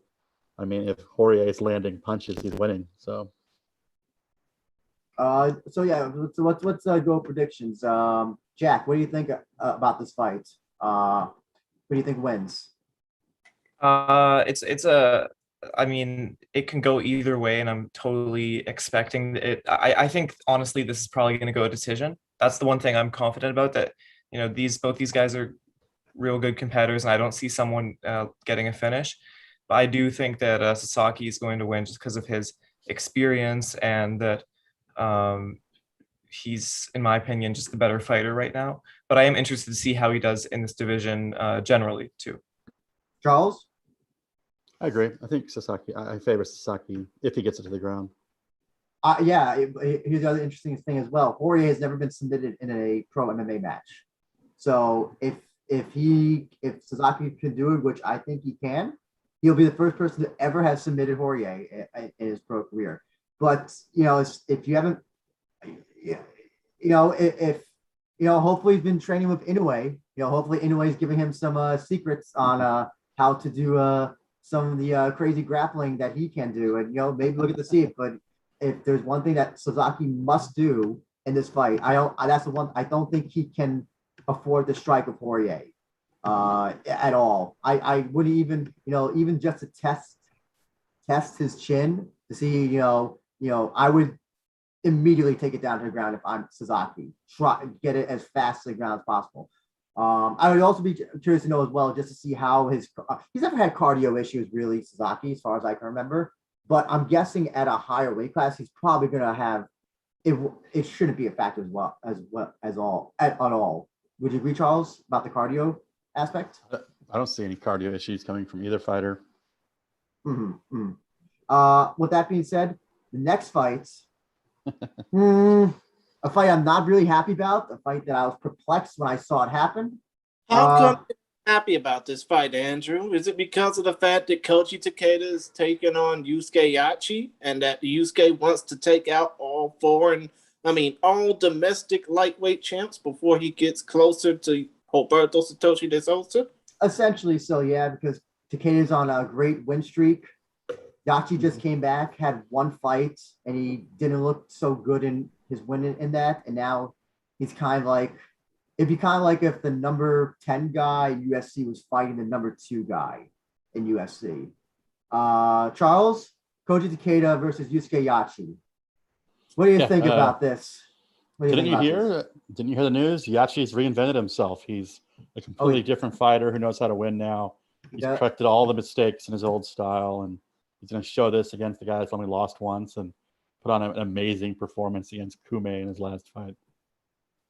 Oh, okay, good. Okay. Sarcasm aside, I was kind of surprised by this as well because I'm just like, oh, you're kind of trying to rebuild Yachi, and now you're just like, all right, we're done with Yachi. Yeah, well, yeah. That's the thing is that if they're trying to rebuild Yachi, it sounds like they're doing it at the expense. Well, first of all, if I was Takeda, I would not have accepted this fight.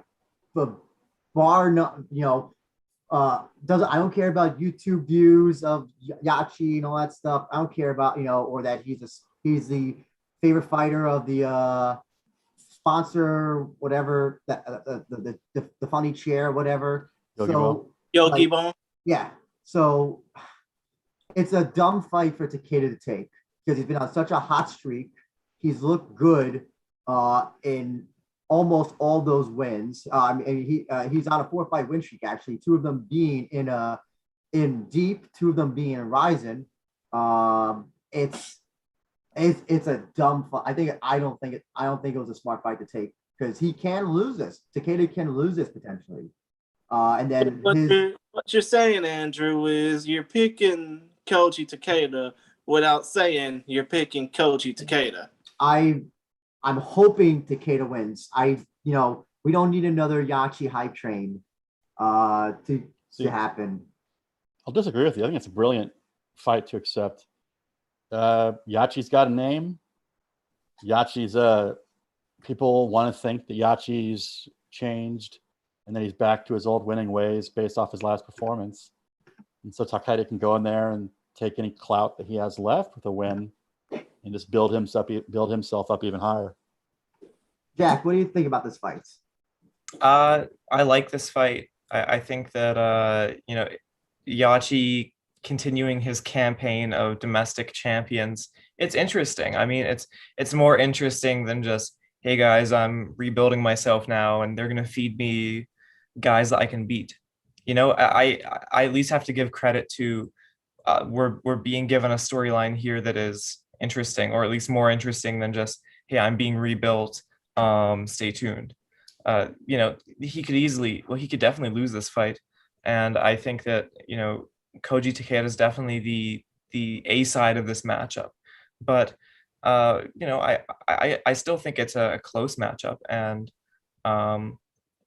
the side of me that likes seeing storylines actually pay off wants Yachi to win the fight.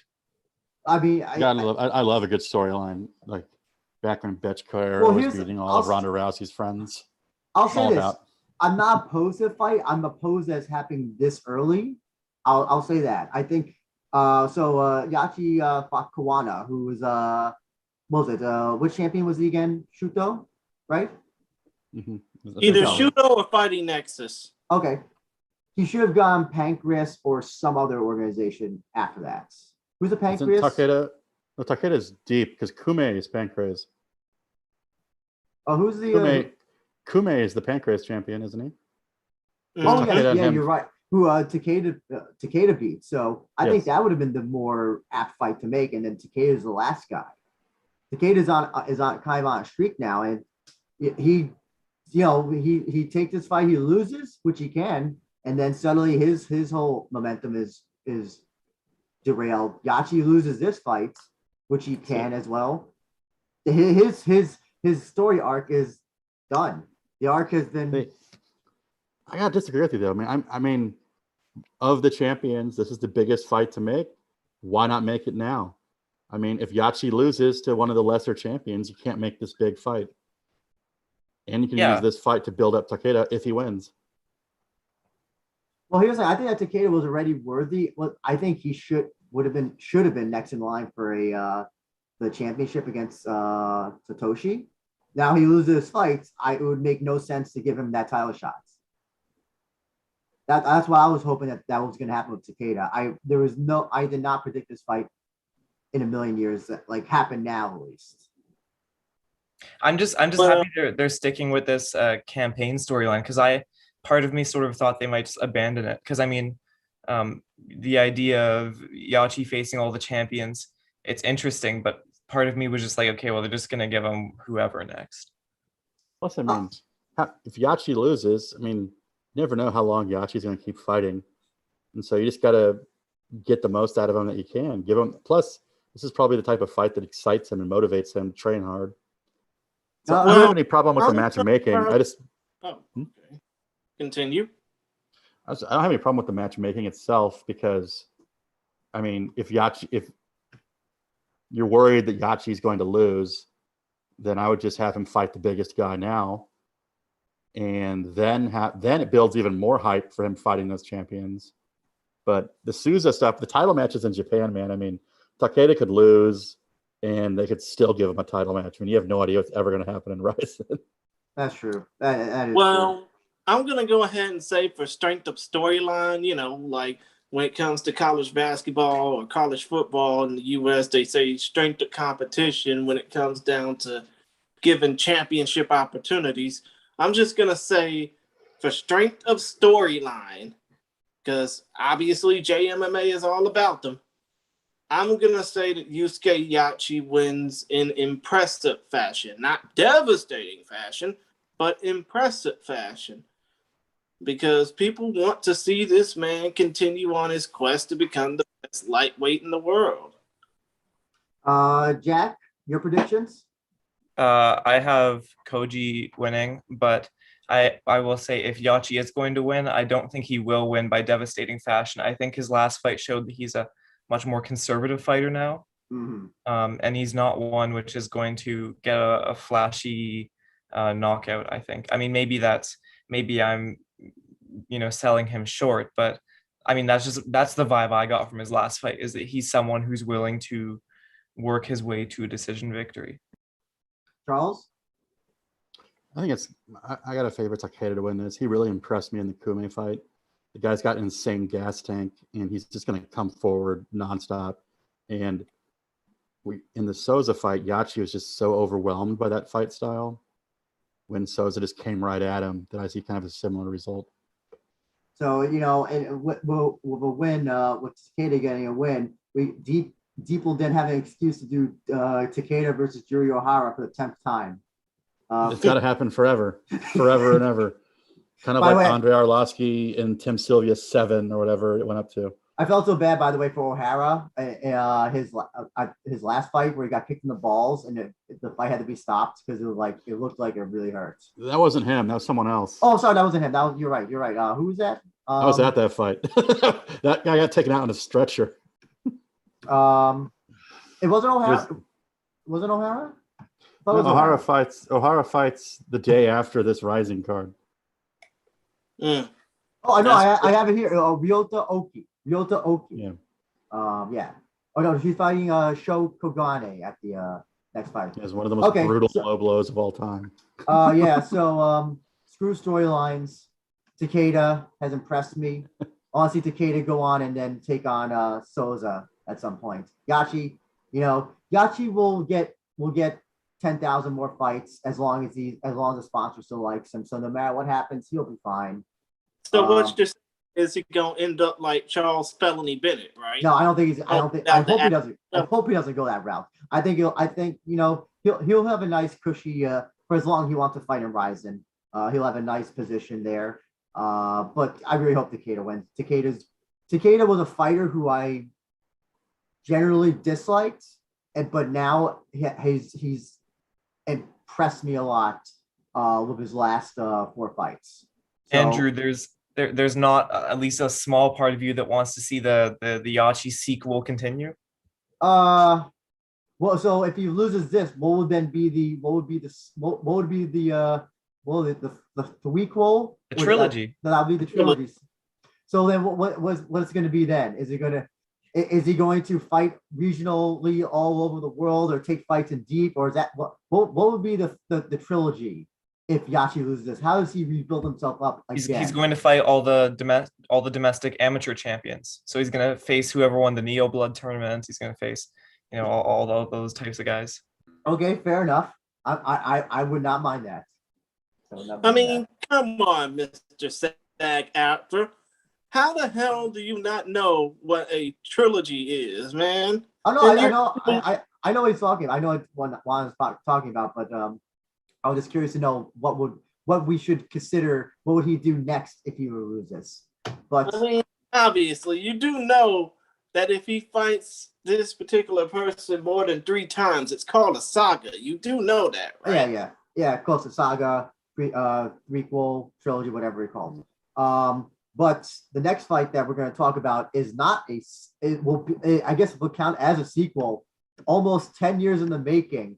Charles, you're probably looking forward to this one in a non-title match. Ayaka Hamazaki taking on Emi Fujino. Charles, Makazi Angel.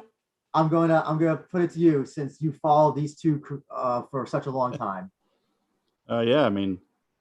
The Rising Confession video today, I couldn't recommend it more. I think around the 12-minute mark, they start the Ayaka Hamasaki Emi Fujino piece, and they talk about how 10 years ago they fought at an empty Differ Ariaka, and now they're fighting at Saitama Super Arena, and how they both just kind of fought back when nobody cared. And Emi talked about how how poorly they were treated, and now it's just completely changed. So it's nice to see these two people that persevered through all those hard times get the reward of fighting on a giant stage like this. So, Charles, does Emi Fujino have a chance to redeem her loss from 10 years ago? I will say Emi Fujino's tough. She's never been finished by knockout or submission. The only finish she's ever had is doctor stoppage. She has a propensity to get cut. She has a lot of scar tissue on her face, and she gets cut quite easily. Oh, that's bad, especially in Rizin. You get a little cut, they'll stop the fight. Especially in a women's match. And I want to say that she's friends with Shizuka Sugiyama. So last year on YouTube, she was in a couple of her videos. I think that Fujino's knees are like shot. I don't think she has any cartilage in her knees. She had like some knee surgery last year, and you could see her hobbling around. So, she's a 40-year-old fighter with a bunch of fights. So and I would say that Emi Fujino is not necessarily a finisher. She usually tends to win by decision against the tougher opponents. And the only hope that she has in this fight, in my opinion, is that Ayaka Hamasaki is obsessed with knocking someone out. For the past 4 or 5 fights, she's tried striking. My judo and grappling be damned. I'm going to try to knock someone out. And so I think that Ayaka's going to try to strike with her and try to knock her out. Jack? Well, if you think about it, and Jack, I'm sorry, you'll get your opportunity to talk in a little bit, but still, if you think about it, when it comes to Fujino and Hamasaki's history, isn't it kind of ironic that because obviously Emi Fujino was trained by Emi Sakura. Y'all do know that, right? The famous professional wrestler. But still, isn't this kind of ironic that this feels like independent wrestling a little bit? You got 2 girls, in this case, fighting originally in a dingy-ass ballroom or something of the matter like that. 1 minute, and then they're on top of the world fighting some of the biggest names in the world of mixed martial arts and getting a chance to fight in a big building like the Saitama Super Arena. Yeah. And I will say that for people sleeping on Fujino, kind of going off what he was saying, even though she didn't go the route that Ayaka went, you could almost argue that Emi's fought tougher people since their last fight than Ayaka has. I mean, she fought Weili Zhang. Pretty much everyone that Emi fought and lost to is in the UFC right now, and one of them became a UFC champion. And she's never fought at this weight before. She's going to be absolutely massive at 49 kilograms. Yeah, wasn't their last fight at strawweight or like not? Yeah, I mean, this is Emi Fujino's first fight below strawweight. She is absolutely ripped. She loves working out, so she's going to have the strength advantage. And they call her the sumo wrestler, so it'll be funny to see what happens. But it's funny that you say that, Charles.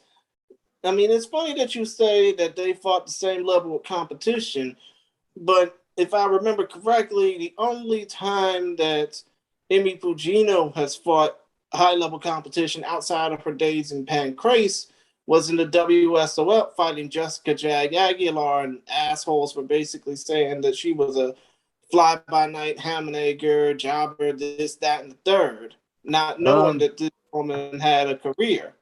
Off the top of my head, I want to say Emi fought Weili Zhang, and she fought Yan Zhounen. And Mizuki twice, and didn't get submitted by Mizuki. Mizuki was submitting everybody in her career. Yeah. And I think Emi may have been like one of the few that she never submitted. That was back before Weili Zhang or Yao Zanan were known. It was like, oh, she just fought and lost these two Chinese people. And Emi Fujino fought Mei Yamaguchi twice, and obviously the legendary Megumi Fuji. So I will say, one of the things that's fun about this fight also from like the nerdy Japanese MMA perspective is that Ayaka and Emi Fujino kind of represent these two separate camps, these like unofficial camps that have existed in Japanese MMA for probably 15 years, where Ayaka Hamasaki is like part of the AACC crew. So she trains with Megumi Fuji and all of those girls.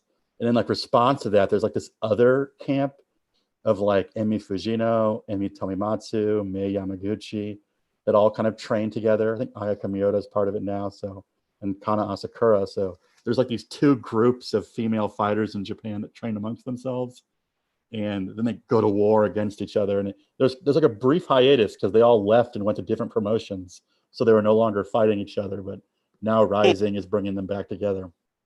Would you basically say it's kind of like that old lady gang that King Rainer used to hang out with? Yeah, talk about wasted opportunities. I really wish that Gabby Garcia fight had come to fruition. Jack, what are your thoughts on this non-title fight? Yeah, I think that the history of this fight's really interesting. I hate to sound like a broken record, but I don't understand why Rizin has champions that just never fight in title fights. Why can't you just make these fights title fights? It doesn't change anything. These fights are still 3 rounds. You know, it's so weird to me. It's like, it's not like Emi Fujino's going anywhere. She lives in Japan. You know, I stopped. Think about it, guys. If you think about it, it's like we've been saying before.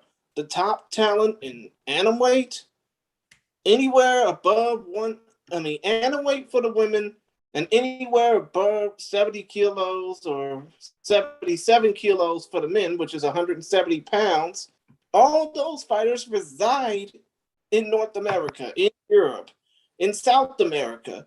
You can't get top fighters to fight Hamasaki right now because of this pandemic. So they just got to make by with what they got. Jack, I used to be anti non-title fight, but then I realized this is a battle I can never win because they'll never change. So yeah, I mean, like I said, I don't mean to sound like a broken record. You know, Christian mentioned that there's, it's hard to make fights at atomweight, but I will say, I mean, with the limited talent pool that Rizin has to work off of right now, I think this is a pretty interesting matchup. I mean, it is frustrating currently that the atomweight division is so globally dependent, and as it stands right now, that to have fights in Japan that are based off the global atmosphere. I mean, we talked about Horiguchi earlier. It's really just not possible. But yeah, I like this matchup, and I do see Hamasaki, pulling away with a victory. I do think that this probably will go all 3 rounds. And I would be interested to see if Hamasaki is going to come out with that same sort of head-hunting style where she looks for a finish aggressively. Charles, speaking of the atomweight division, you went to the most recent Deep Jewel shows. Wasn't it basically everybody from the previous Deep Jewel show from like the month before from all in the same like weight division? Little Siwoo Park was there and Nisei. No. You're off. Nisei was there, but she fought Mizuki Furuse, who's a Rising alumni. What? Mm-hmm. No, there were some good fights, but that whole day was more about young fighters. I mean, there's only 2 fighters on the card with more than 3 fights. Deep Jewels has gone to overdrive trying to produce talent for Rizin. And so they have all these young fighters. But to what you were saying about Siwoo Park, that's the interesting fight, because in October, Seika Izawa is fighting Siwoo Park at 49 kilograms. Deep Jewels doesn't have 49 kilograms. So that literally means only one thing. Whoever wins that fight is proving they can make 49 kilograms. And only one other promotion in the world has 49 kilograms. Mm-hmm. As for your prediction, Charles, how do you think this fight goes? I mean, the favorite's got to be Ayaka Hamasaki, right? The only thing I will say is in her last fight, I think she almost lost the fight because she was trying to knock out Kana Asakura, and she just dumped everything she had in the first round trying to get that finish. Mm-hmm. So I expect her to maybe come out more measured, but even in the Ham Sohee fight, her Jinyu Frey fights, she's obsessed with getting the knockout recently. Mm-hmm. Christian? Oh, Christian? I would like to think. Hold on one second. Yeah. Well, while you're figuring out whatever you need to figure out, I think Hamasaki is going to win this. I think can she? I think the bigger question is, can she finish Emi Fujino? And I'm going to say yes. If you said all this stuff about her knees, and she's obviously listen, if your knees are gone, oh boy, that sucks. That totally sucks. So if I have to say that Hamasaki, presuming she's not obsessed with knockouts, I think she'll submit Fujino probably by round 2. I'm gonna say. I will say though, if Emi Fujino wins, I'm not gonna lie, I will like pop hard for that if Fujino wins, because then that means we get a third fight, and it'll be for the title, hopefully. I actually got my wife and I, we got our tickets from Emmy, so we're kind of excited to go. Oh, cool. That's part of the fun part about Rising, is you can buy your tickets from the fighters themselves, so it kind of creates a cool little fan experience. So Christian, sorry, go ahead. I mean, basically it's like a high school football player in the United States trying to sell tickets to family. Exactly. Mm-hmm. But still, I think that Hamasaki's going to win this because we can't afford to see more Rising champions losing non-title bouts. Sorry to Fujino. I know that her only exposure, well, aside from Pancrase shows on the Fight Pass in the United States, was either losing to V. Hajime, Mei Yamaguchi, fighting V. Hajime those 2 times, losing to Megumi Fuji or losing to Jessica Aguilar, but still, I wouldn't mind seeing Fujino fight more for Rizin after this fight.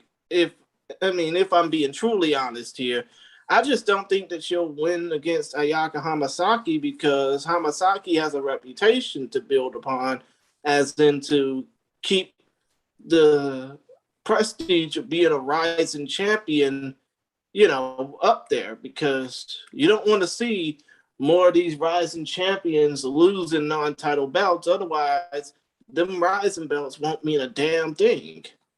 Mm-hmm. I would also like to make a comment that the MMA hipster in me is so happy that you called her V. Hajime, and probably 10 people in the world understand that reference. I don't. I have no idea what you're talking about, Christian and Charles, but hey. That was Vivi May's. It's Vivi May's original fight name was V. Hajime. Oh, okay. It's literally just the letter V and a line. Oh, is it like Erica Hart? Erica. Pretty much, yeah.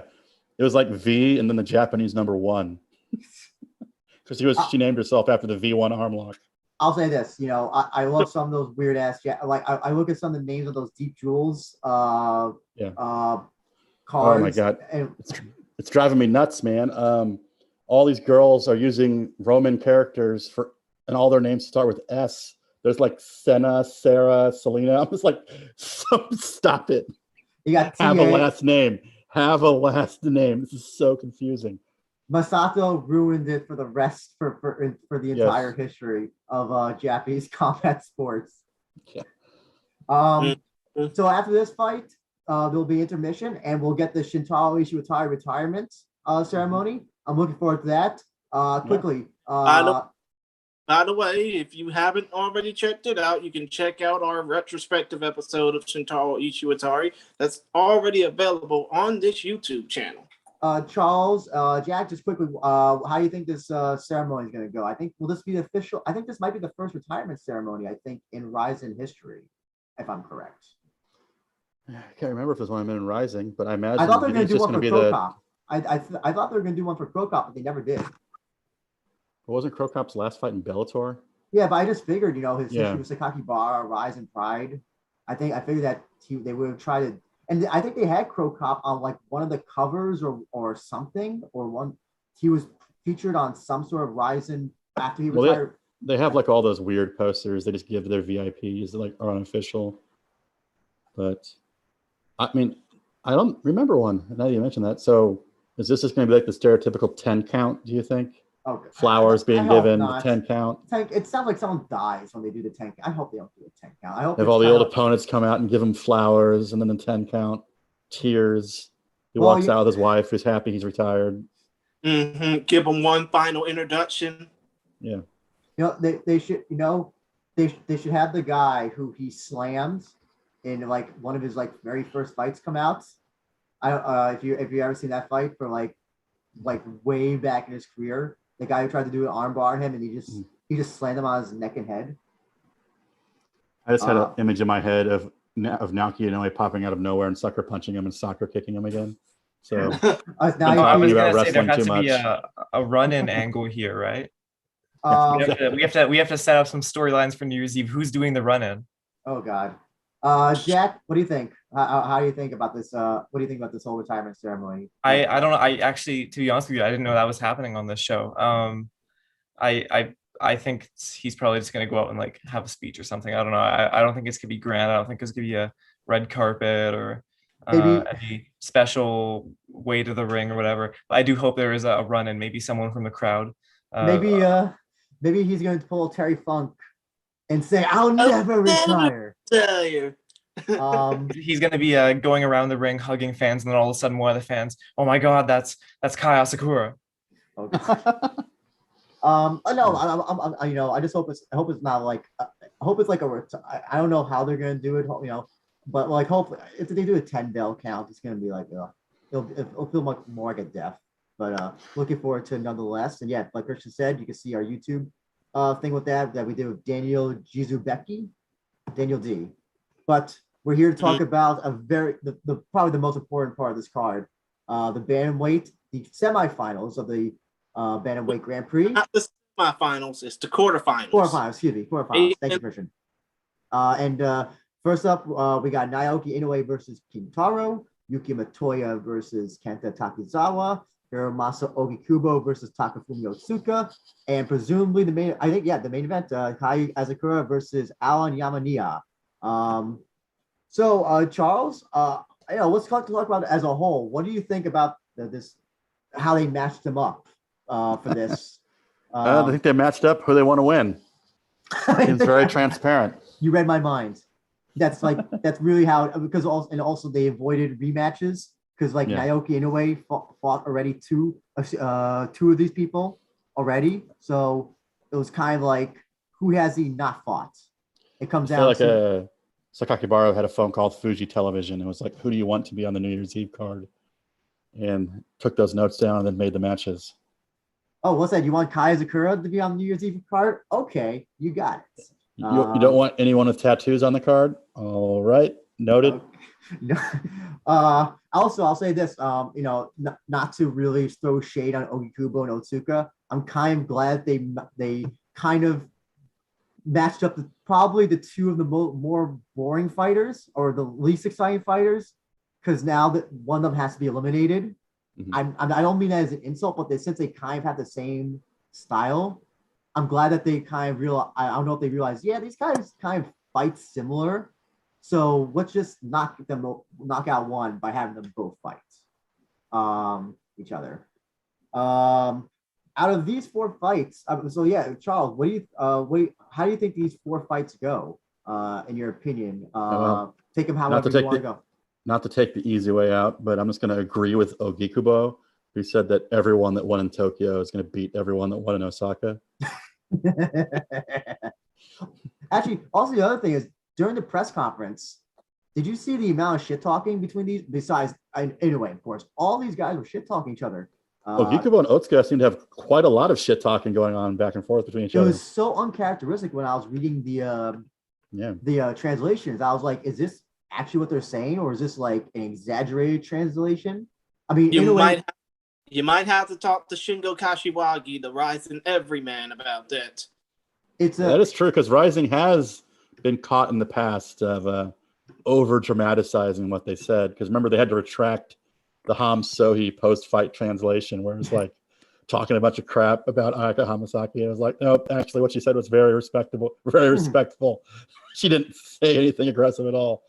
So because Kai basically like saying, Yamaniya is like, he didn't say it like this, but he basically was like a boring dog shit fighter.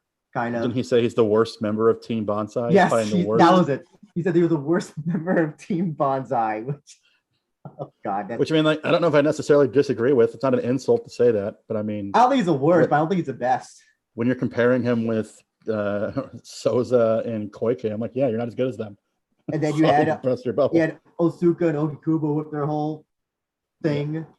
Yeah. Do you think that that's just because that they realize to get any of it, like the squeaky wheel gets the grease? Yes. And if they don't make a noise, that they'll just be the fight that's forgotten about. I'll be honest. I think that's honestly what it is. I'm not so sure what Ogikubo and Otsuka, what their beef is. I'm pretty sure that they must have, their careers have, they've been fighting for like forever, these two. So they must have been counting, it's possible that there's maybe some bad blood between those two. I think Kai I just think that there's like, we got to get attention. Everyone's paying attention to Kai, Naoki, and to some other extent, Motoya. We're the least talked about fight. We got to start talking some crap or something. Jack, what do you think about these matchups that they got? Yeah, I mean, it's interesting. When we talked about the first 2 tournament events, we thought it was interesting how one show had all the talented sort of stars, and then one show clearly had the other side of the bracket, and it's sort of telling that these 2 events are now being paired up against one another in this show. There's very clearly there's 4 people, and they're going to be my picks. There's 4 people that they want to advance, and they're all pretty safe picks. No disrespect to everybody else in the tournament. These 8 people are all incredibly talented at this point, but I feel like there is a gap between the people who are going to win and the people who are going to lose. So, Charles, over under. We saw what happened with Takizawa running away from Ianari. Motoya is also a well-accomplished grappler. Do we see the same tactic in that fight? I was actually kind of laughing about that in the Rising Confession video, because Kenji Osawa was like, well, no matter how exciting his previous fights were, one fight he runs away and everyone talks about how he's shit now. So I think he heard all of the criticism, but I mean, I think it's different though, because with Imanari, it's like, oh, your career might never be the same again. And especially when you're playing with heel hooks and knee bars. So I don't think it'll be like as, oh shit, I have to grab the ropes and run for my life as in that fight. So I think it'll be more like an actual MMA fight. Okay. I think out of all these 4 matchups, I'm curious, which one are you looking forward to the most, Charles? Inoue? Naoki Inoue. Okay, Jack, what about you? Um, I don't know. I'm interested to see just a showcase of how these guys win because, um, you know, I think it's pretty clear who's going to advance, but I don't know how they're going to do it. I think that the expectation from Asakura and from Inoue is that they're going to get a finish. I don't know if there's much of an expectation for Motoya or Ogi Kubo, but I think from at least those two, that is what people want to see. I think the interesting thing about this too is the Inoue fight. What interests me is, Inoue got stunned by Ishiwatari, and his opponent's a hard puncher. He's a brawler who hits hard. So I mean, you can matchmake all you want. Someone can knock somebody out and it's over. And that's what makes it interesting. That's what makes this fight interesting to me. Stylistically, especially. Yeah. His fight, the opponent, Kentaro has such like a puncher's chance in this that at any point in the fight it could just be over. Christian, which fight are you looking forward to the most, Christian? Well, when it comes down to that, I got interest levels when it comes down to, all four of these fights. At the very top, obviously, it's the main event. Kai Asakura versus Alan Yoshihiro Yamaniha. Because, of course, you got to have Kai in the spotlight. You got to have Kai getting an opportunity to shine last because, of course, he and his brother, Mikuru, are just... if you take out Kyoji Horiguchi, if you take out Reina Kubota, if you take out Tenshin Nasukawa, the Asakura brothers, Mikuru and Kai, are just about the most interesting thing going on in Rizin. Even though, of course, you got to deal with the Banzai Jiu-Jitsu clan, of which Yamaniha is a part of, and you got an interesting, and I know that JMMA loves these, you got an interesting storyline going, as in one of the top fighters in the promotion versus, according to Kai, the weakest member, Banzai Jiu-Jitsu. Now, the second most important fight I'm probably caring about is, and it would have to be Ogi Kubo versus Otsuka, because of the fact that Ogi Kubo is still looking to try and become champion even after all the heartache he's been through. Third, it would have to go to Yuta Hokumoto, aka Kentaro Masakuri versus Naoki Inoue. I don't think that this fight will make it to the judges' scorecards, but I don't think it'll probably end in devastating fashion either. I think it's going to be a knockdown, drag-out brawl on the ground and standing up that's going to probably lead to Kentaro knocking Inoue out. I know I picked Inoue for the last few fights that he was a part of, but I think that Kentaro is going to turn Mr. Inoue into a chiseled Adonis highlight reel. So that would mean the last fight of this Grand Prix. Not really. I wouldn't say I'm not looking forward to this because I'm looking forward to all four of these fights. But I do think that the Motoya Takizawa fight, it's kind of interesting for fans of Deep or fans of Pancrase because Motoya, double champion of Deep. Takizawa was a former King of Pancrase contender. I just think that Motoya has what it takes to win this fight. And I know that Eminem curse still exists because he comes out to lose yourself just about every damn time he's fighting. But I do think that Motoya might win this fight against Takizawa. No disrespect to any Takizawa fans out there. No, millions of Takizawa TikTok fans. Yeah. Because I checked TikTok and he doesn't. One more thing about Takizawa. I did tweet a response on the Rizin English language Facebook page. Takizawa saying, "Oh, you will see my Takizawa dance after I win." I basically said he's going to have to worry about dancing. No, he needs to worry more about fighting and stick the dancing for after the fight. Jack, what were you going to say? People talk about his TikTok sometimes, but I remember after his last fight, I looked at his TikTok and it's like no, like it has like 100 views or like no one looks at his TikTok.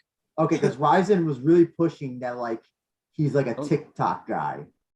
I think people talk about the fact that he danced with like in his underwear or something on TikTok, but he's never come across my TikTok. Okay, yeah. And I don't have TikTok, so I going by. You should get TikTok. I know I have no desire to get TikTok. Get in with Gen Z. I don't have any desire to get TikTok either. All I'm just saying is Kenta Takizawa, if he does win this fight, he needs to stick to dancing after it. Aside from that, I don't think Montoya's gonna lose this fight against Takizawa. I think that Montoya will probably finesse him a little bit. As far as the Oki Kubo Otsuka fight goes, I'm picking Oki Kubo to win because of the fact that he has that heart and determination. You know, like Rudy Tomjanovich once said, don't ever underestimate the heart of a champion. And I do think that Oki Kubo has that heart of a champion, that will and determination to win, even though, in a way, I feel like he needs to get his just due. I feel like that a title shot awaits him. As far as the Inoue Kentaro goes, Inoue Kentaro fight goes, y'all already know. I'm picking Kentaro to turn Naoki Inoue into a chiseled Adonis highlight reel. And of course, the main event, Asakura over Yamaniha. I mean, I just looked at Jack is right. He's got like 1,000 followers on TikTok. And his most viewed video is like, they're all just a couple thousand. The most views is 50,000. Comment in the chat. Haitian says that he's famous as a 17 Live streamer. What's 17 Live? I'm feeling very old right now. I don't know what 17 is. It's Japanese social media, basically. Is it like Twitch for Japan?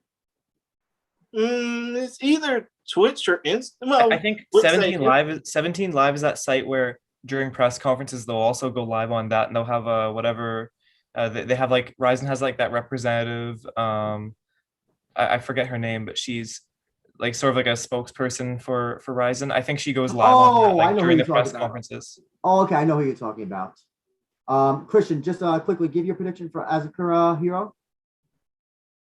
I think Asakura is going to win this fight in devastating fashion, but I think Yamaniha is going to have to make Asakura fight for it because those Banzai Jiu-Jitsu guys, they don't go down easy.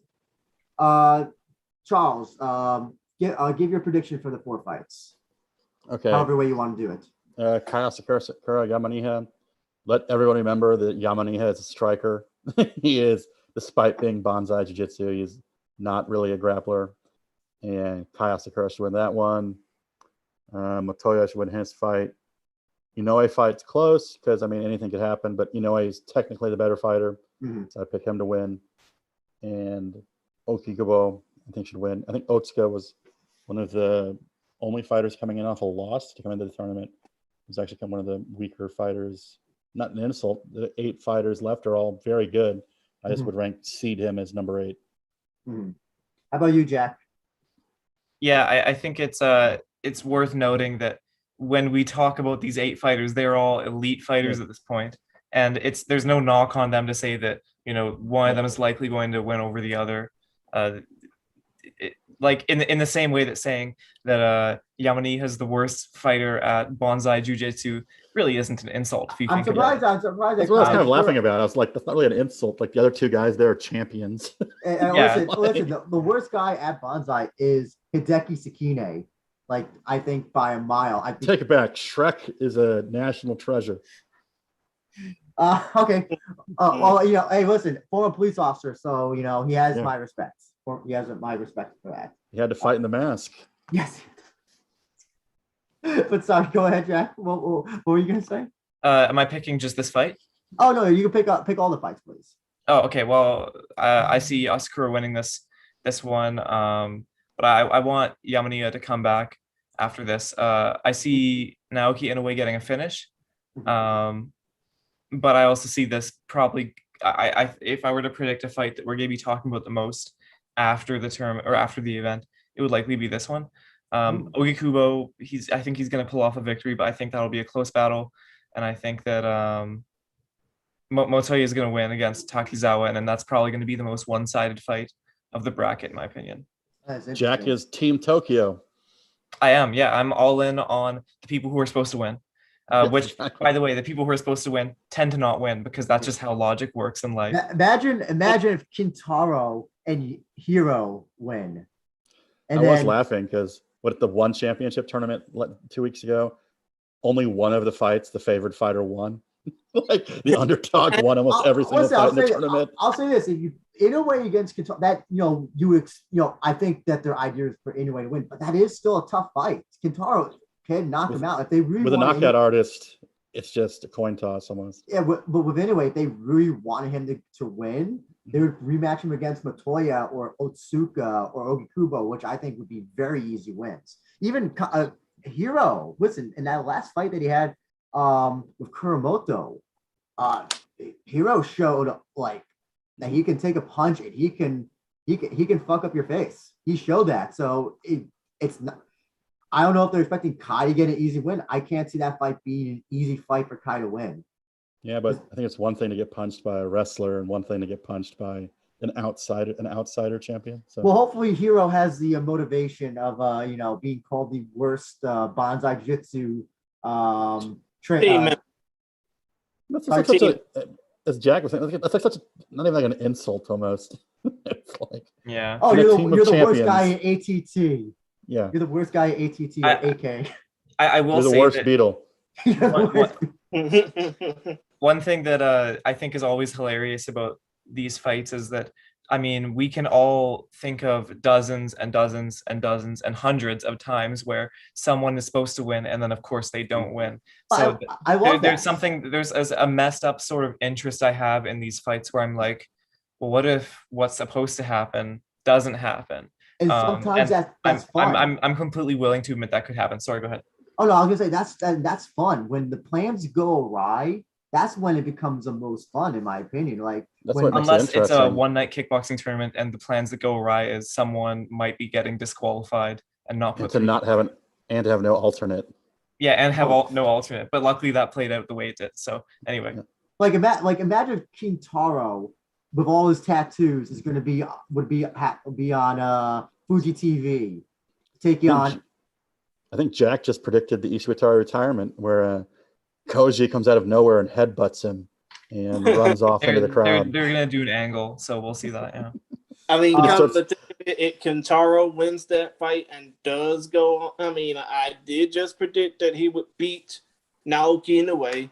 Hopefully, I'm wrong because normally I'm wrong. But if Kintaro does go on to the semifinals, which are supposed to be the semifinals, obviously, and the final on New Year's Eve, that would be Fuji TV's walking nightmare to have Kintaro win a fight card. I mean, to have Kintaro on the biggest fight card of the year, decked out to the gills and tattoos. I think regardless, Fuji just wants Kai to win. I guess they prefer against Inoue, but as long as Kai is in the finals, that's all they care about at this point. Yeah. So whether it's Kai against Inoue or Kintaro, Motoya, as long as Kai can make it, I think Fuji TV will be happy. As for my brief picks, I think Inoue is going to beat Kintaro. I think he's going to submit him. Kintaro, I don't think has the grappling defense against somebody like Inoue. If Inoue knocks him out, I'm ready for to see Inoue eventually say he wants to fight Jake Paul. Well, get in line, buddy. Get in line, yes. Get in line behind Vitor Belfort. Motoya Taki's. Sorry? I think I heard Vitor Belfort shooting up right now with steroids. So he's getting ready. Greatest fighter of all time. Yuki Motoya, Kenta Takizawa. Jack, I know you said that these are all elite fighters. I think you had to basically say everybody but Kenta Takizawa. I think he's an elite runner, though. He showed in his last fight that he can run very fast. He has good fighter flight instinct. Yes, he has good fighter. And for this fight, he may have to run away again. Yuki Motoya tries to take him down.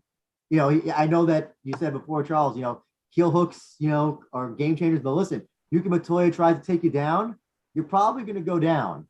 You're probably going down with him. So Takizawa better have that cardio, but I think Matoya is going to easily win this fight. I'll say that Takizawa is a tough guy. He is a tough guy to finish, though. So I wouldn't be surprised if it goes all 3 rounds for this fight. Ogi Kubo, Otsuka. I don't think this fight's going to be really exciting at all. It's going to be a wrestling stalemate potentially. And I think Ogi Kubo is going to win, but who knows?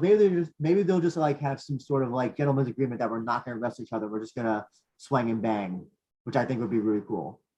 And Asakura versus Hero. So I'm going to be the odd man out here just for storyline purposes. I want to see Hero win. It's not going to happen, but I want it to be like. I want to see the world burn. I want this to be a Matt Serra GSP thing. I want this to see Fuji Television just rip up the contract right in front of Sakakibara. I want to see them relegated to I don't know, Goora TV or something, or like some non-terrestrial channel. They still will have a US. No, as long as they will still have a Live Now deal, not just a US deal, I'll be happy for that. But listen, I joke, but listen, I think it'd be really cool to see Hero win. I guess you could say my mind says Kai, but my heart says Hero for this one. But if you're telling me, gun to my head, prediction, obviously Kai's gonna win this. But if Hero wins, it might break Japanese MMA social media potentially. Probably. It'll break Sakakibara first, probably. Yeah, but it'll probably break social media here in these United States as well as in Canada as well. Quickly, Charles, I know you got to head out because you got another podcast to do. Tell us which 3 fights are you looking forward to the most out of this entire card? Ooh, that's a good question. Let me pull up the whole card. I can't remember them off the top of my head. Obviously, you're going to pick Ayaka, I think. The Ayaka Fujino. Looking forward to the Ayaka fight. I'm looking forward to the Inoue fight. And hell, I'm looking forward to the Kubo fight because that's weird. It could be something interesting. Mm-hmm. Jack, how about you? What fights am I interested in? Oh, yeah, 3 fights that you're interested in. Well, I would say this is a really interesting card start to finish. There's no point of it. I mean, we've had discussions on this podcast before where I've said, honestly, I don't really know why this fight's here or what this fight's doing. I think that every single one here serves its purpose, and Rizin usually delivers longer cards, but with only 10 fights. I think this pretty much delivers as a high quality lineup that is worth watching. And this is probably one of the better cards we've seen this year. It'll probably in the end land 3rd compared to the Tokyo Dome show and what we're probably going to get on New Year's Eve, in my opinion. So it's overall a pretty good show. But what I'm most looking forward to is the style matchup between Kubo and I'm blanking on his name, but I'm also trying to go really fast here. Ota, thank you. The tournament fights, and I'm interested to see how Rina does in her fight. This could be a opportunity here with her working with Rizin, and if it's a great showcase fight for her, they're probably going to bring her back. So we'll see. I'll quickly just say Ota Kubo. I have no idea how this fight's going to go, so I'm just like, this is more like I want to see how it plays out. Okazaki Horie, just because I think that's going to be a very interesting style matchup, especially for Oka going back to 145. I gotta be fair. I want to pick one of the bantamweight Grand Prix fights. I think that Kai and Hero is going to be an incredible fight. I think that I can't sleep on Hero after that last fight. I think I think this is going to be, if Kai, I hope it's as exciting as Kai versus Kate, the first fight that they had. I hope it's like that. Christian, go ahead. Sorry. Oh yeah, because I'm gonna be the one closing things out. But yeah, I think that I'm going to be excited for the Kai versus Hero fight as well, mostly because it's the main event. How can you not get excited for that? I'm also going to be excited for the Hamasaki Fujino fight because of the fact that I don't want to see another Rizin champion take another non-title loss. But I'm definitely going to be looking forward to Oka Sasaki versus Yoshinori Horii because you got two ex-UFC fighters, albeit Oka has 8 more fights in the octagon compared to Horii. But still, you got two well-established names who fought in one of the biggest promotions in the world. And, you're going to have an exciting bout. You're going to have pretty much, hopefully, an exciting way for people to understand that these two men are more than just guys who tried to make it big in the octagon. These are just fighters who are trying to make it big in general. But overall, I think this entire card, from top to bottom, all 10 fights, from Panchan Rina versus Momoka Mandokoro, all the way up to the main event, Asakura versus Yamaniha, is going to be something to behold. And thankfully for those in the United States, Canada, and all over the world, we can check it out on live now and enjoy it all. But before we close the show out, CJ, can you plug your social media? Can you plug Sogokaku? Can you plug what you do? Yeah, I am I work for a website called Sogokaku. It's Sogo-Kaku. Sogokaku means MMA in Japanese. And we just do we cover the local women's scene in Japan. So MMA, kickboxing, all that stuff. Probably upload about an article a day. We're on Twitter and Instagram as well. And Facebook. You can find all those links on the website. I just want to also just say, Charles, I love all those interviews that you do with the deep duels fighters, and also the pancreas fighters. Thank you for that interview you did with Karen as well. You got to keep the dates. The team date has to be not anymore. known. She's not dating anymore. Team Prava. Also, do you know how annoying it is that Nori now uses a Nordic O in her name? I have to search for the Nordic O every time I type her name. I feel so bad for you whenever you have to type those names up because every name is so weird and different. You probably have to, if I were you, I would just keep it in a Word document, just save all the names. So you just copy and paste oh my God. Whenever you need to do it to help save you from typing. But seriously, you do great work. I love all the interviews that you do. They're all in English, and that you really help get to know these fighters a lot more. And just, it's, if you love women's MMA, you gotta follow Sogokaku and what you do, Charles. So thank you for all you do. No, thank you for your kind words. Exactly. Jack, can you talk to us more about what you do? How can people contact you on social media and about Knockdown News? Yeah, of course. Well, first of all, I completely endorse Sogokaku. I think it's a great site, quite the resource interview-wise and just event-wise, recap, stuff like that. But yeah, I run an MMA site, knockdownnews.com. It's very general MMA news. I try to cover the JMMA scene as much as I can.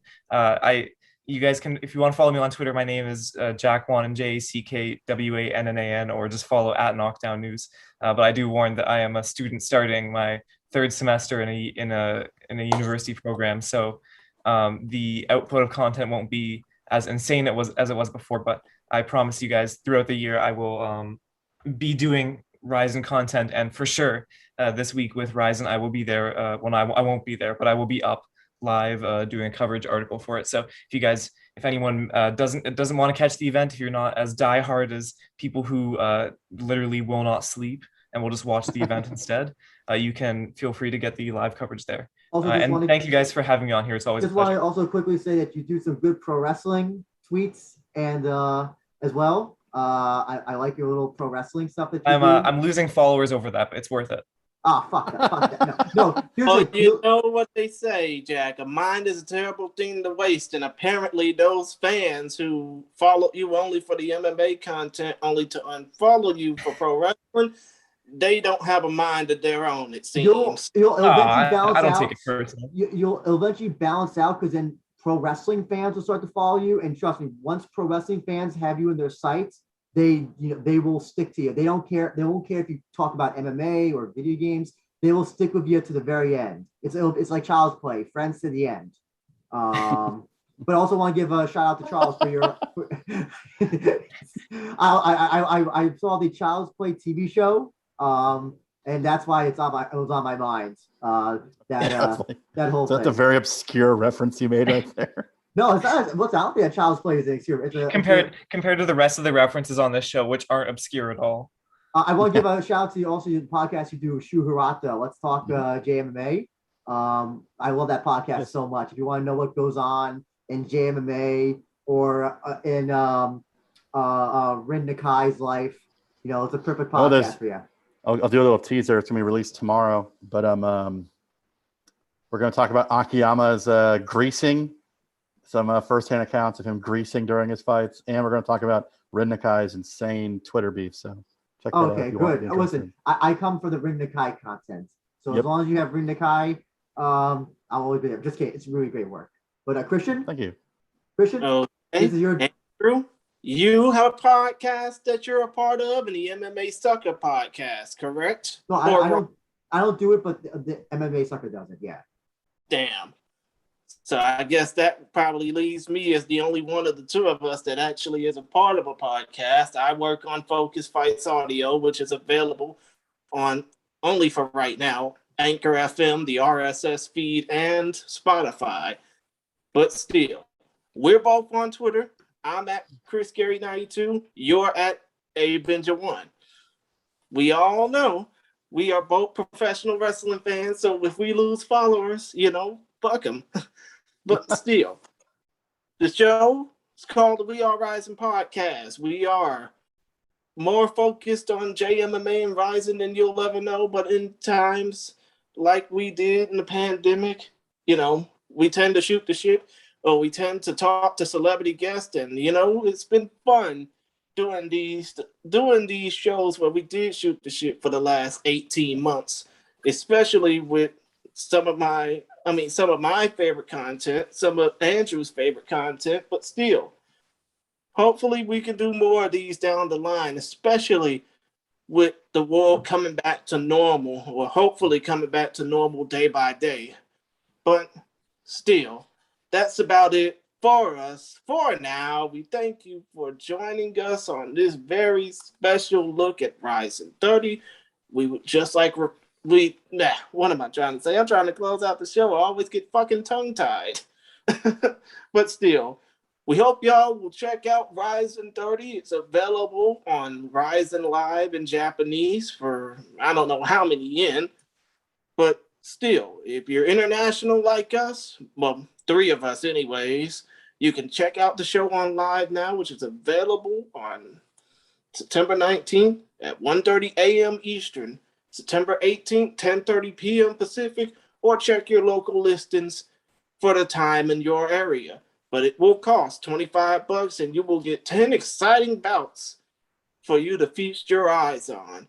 Other than that, for Andrew Benjamin, I'm Chris Gary, aka the Chillmeister. You can follow the show at We Are Rising Pod. That's WeAreRizinPod, all in one word. And you can check out the show on Stitcher, SoundCloud, Podbean, Apple Podcasts, or wherever, hopefully soon, you get your favorite podcast provided to you. And don't forget to subscribe to this YouTube channel, because we, by way of Andrew mostly, who puts in the backbone for this, put out some awesome content for you to feast your eyes and feast your ears on. But until then, we would like to end the only way we know how, and as Lenny Hart always likes to say,